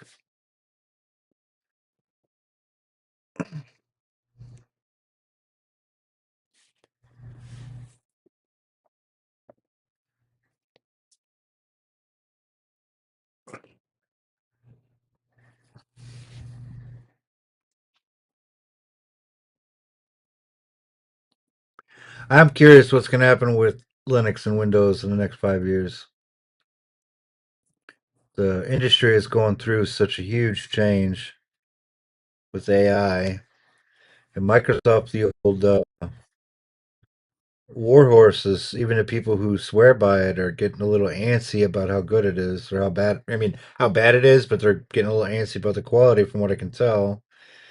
And the more stuff that floats online and is a web page, we've been looking at that over the last 10 years. Everything's a mobile app and a web page, and then now we've got it's all a web page, and your browser's the AI. The business use case for having a dedicated PC with a local version of Windows on every desk is they need Chromebooks. Employees need Chromebooks and connection to a server. They need a Chromebook with connection to the internet, and then you can do all your stuff on a server. It's way better for authentication. It's way better for security. It's way better for lots of things. And the civilian market, that's whatever civilian people don't. Yeah, they want a desktop for a lot of things. Freelancers like me want a full blown desktop, a workstation. But a lot of people, if you're just regular everyday users, you should get a Chromebook and a cell phone. You don't, maybe a tablet. And I mean, I would guess too. A lot of people could get away with a tablet. But yeah, I see the. I've told people before in the developer world, a lot of companies are moving to. You got to log into their Windows on Azure. You're not using your local machine.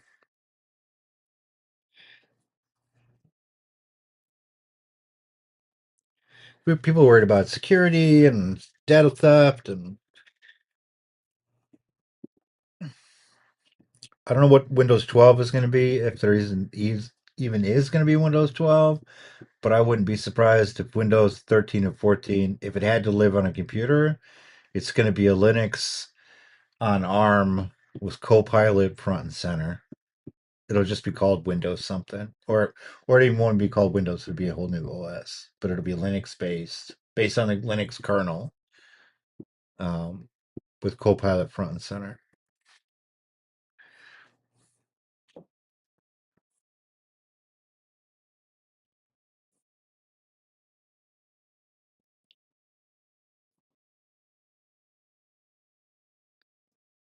Right, this is not. He doesn't need to make a full blown plan for this. No planning mode.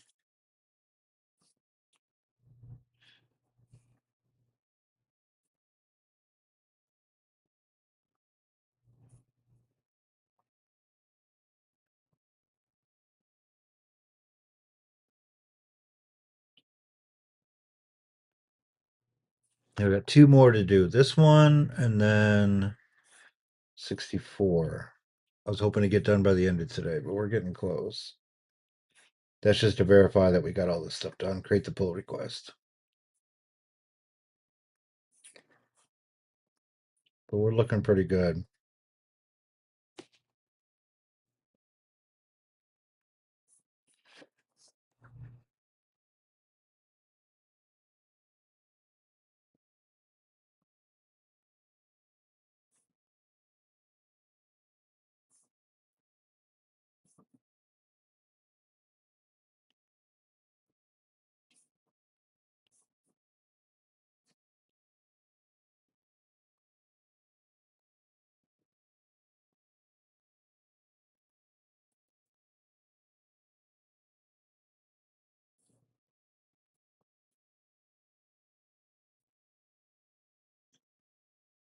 That's right.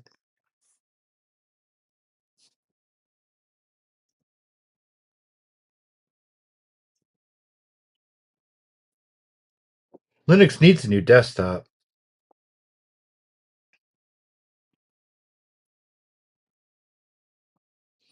I thought Cosmic was going to do it, but I don't see the adoption. Well, Marshy Linux is nice, but it's definitely developer focused. And I'm not a fan of window managers.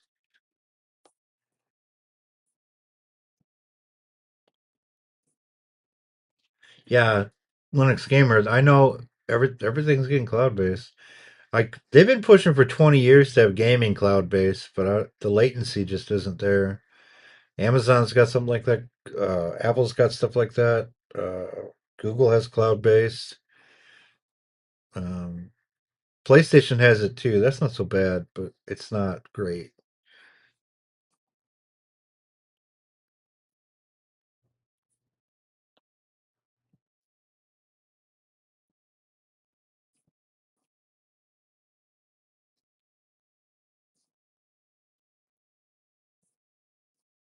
That's fun. GeForce, yeah,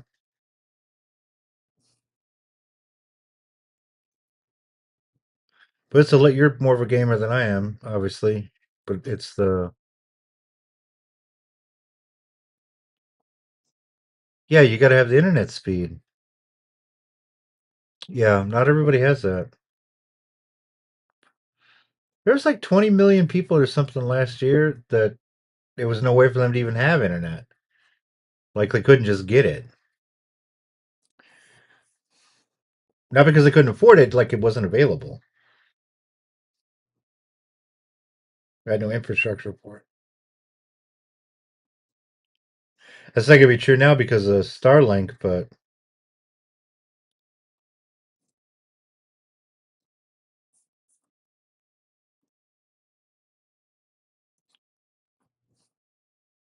which not having internet is crazy to me.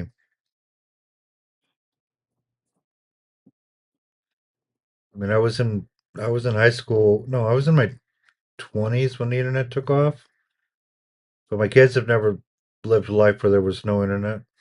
My kids have never lived a life where there were no cell phones in everybody's pocket.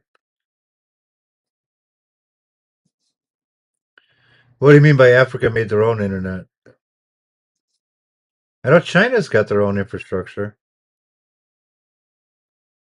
I don't know Africa has their own infrastructure too.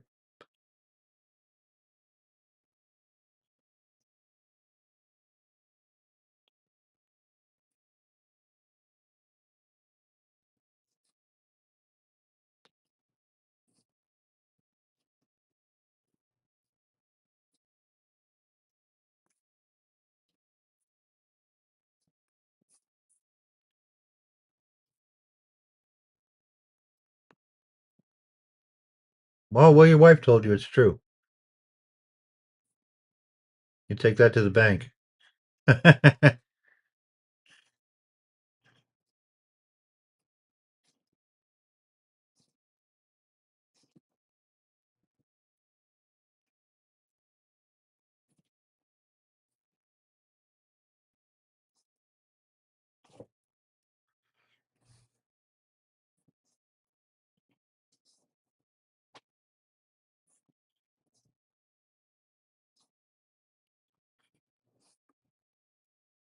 Oh, we can clear this. Thanks, Claude. In your terminal.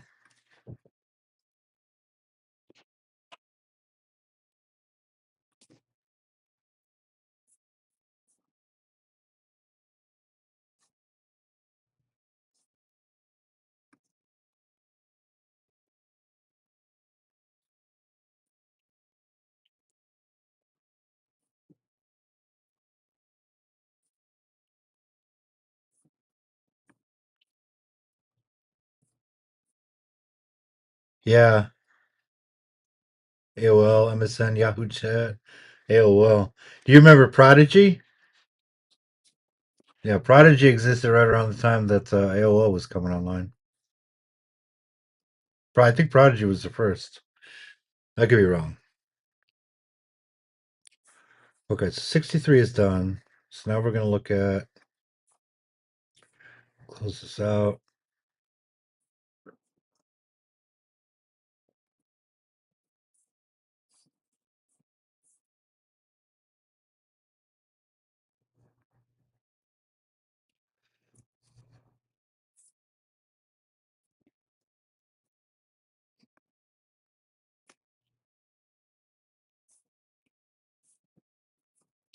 This is where we're not. All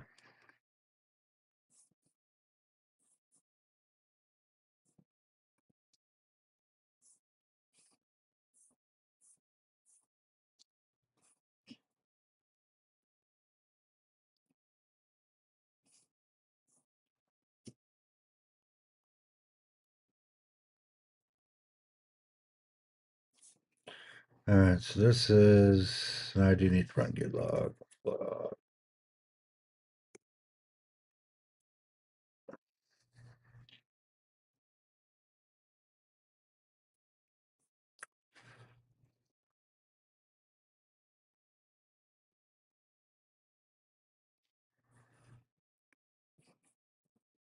Let's close that up.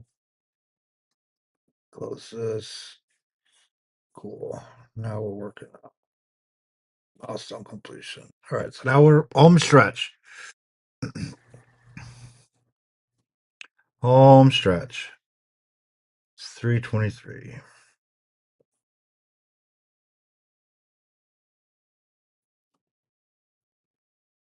Yeah, Prodigy came out. Um, we were like the county that I was in. We had dial up. I don't remember why my dad got us Prodigy, and there was kid, one other kid in school. Well, him and I weren't even friends, but we would bullshit at night. I think we're helping each other with our homework.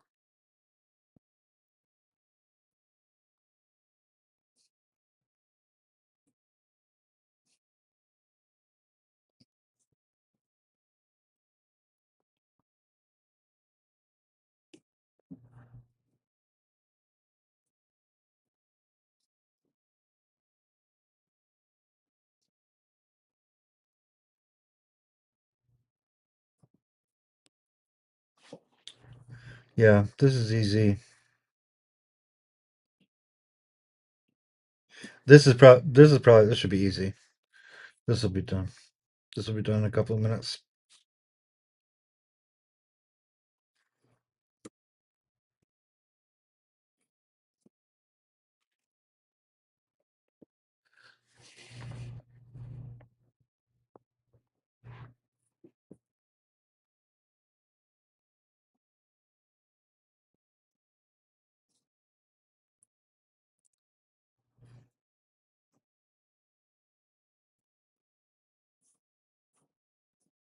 Yeah.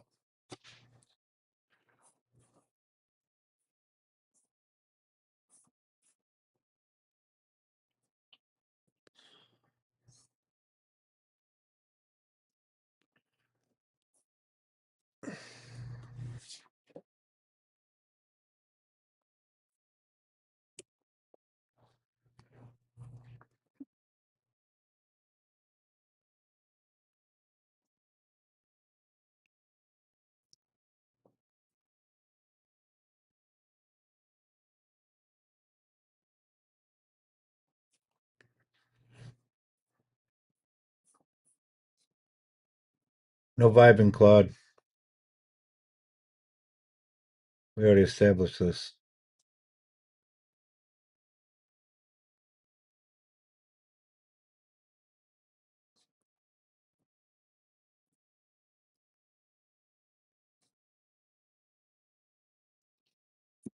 No vibing. I'm surprised they didn't hit my usage limit too. I think that has a lot to do with the slash commands.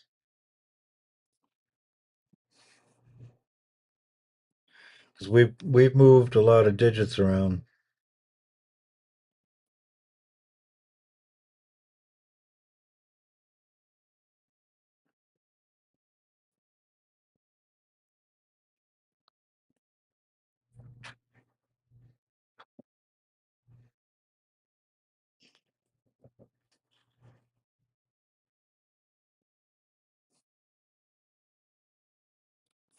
Yeah, we're almost at 1,000 lines for the readme. Zero power 10.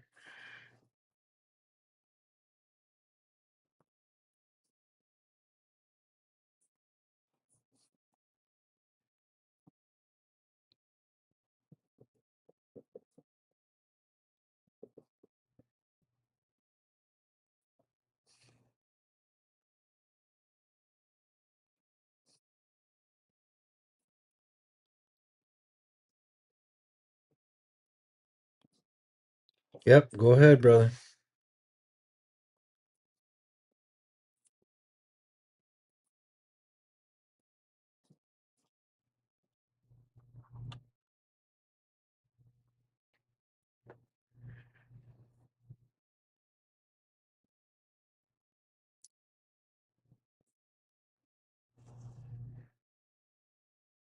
I'm just gonna delete that file anyways, because the AI's been using this AI folder for like storing temp files, which is that came out 2 updates ago. That's a nice feature, but it doesn't always clean it up.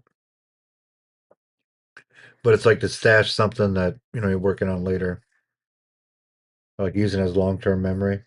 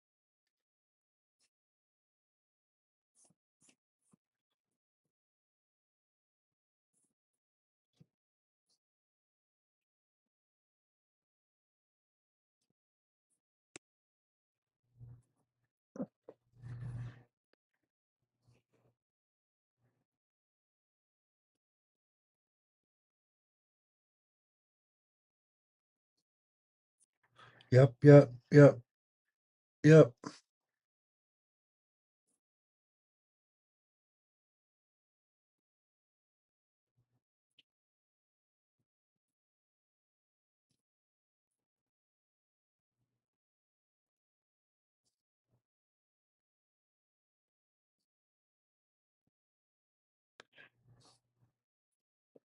All right, we can clean you. You are done.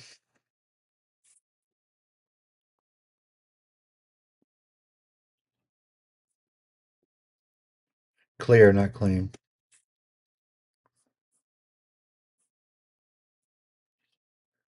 We're gonna close this via.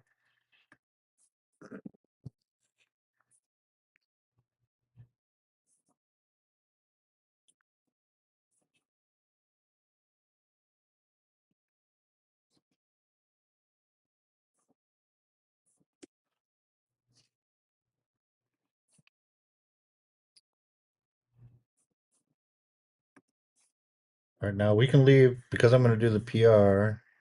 We can leave this as an open issue. So now we can create the PR.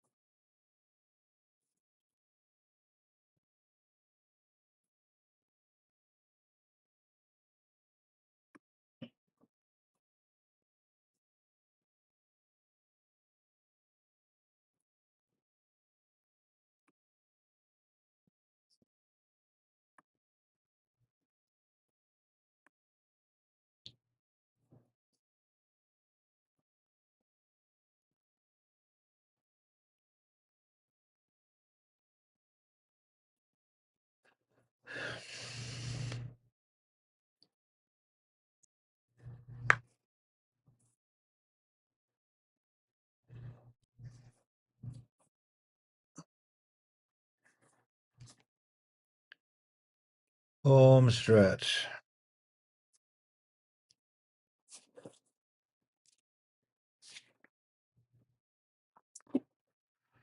All right, what do you got, Claude? Pull requests, docs modernize, blah blah blah blah. Files change, 44 files. That's a big pull request. That's probably too big.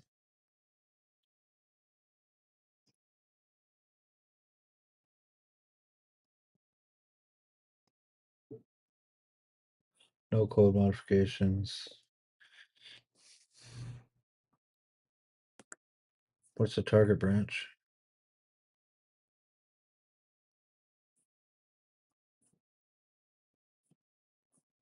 On the main. That's fine for now.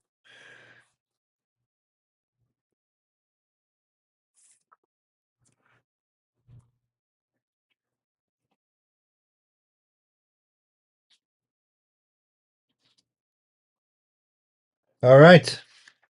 I think I am done. I will. The way I have it set up for GitHub is Copilot reviews my pull requests automatically. He misses a lot of shit, but he's always got good nitpicky stuff. Um, that takes him a couple of minutes to review it. Something like this will probably take him 10 minutes. So before I, what are we doing? Checking it. Yeah, before I merge it, I look for Copilot's suggestions. This is just documentation, so it'll probably just take him 5 or 10 minutes. But there's a lot of files that got changed. But on a real workflow with actual code pushes, I just let him. It's like another set of eyes. It doesn't cost me anything. Just I gotta wait 5 minutes. Um,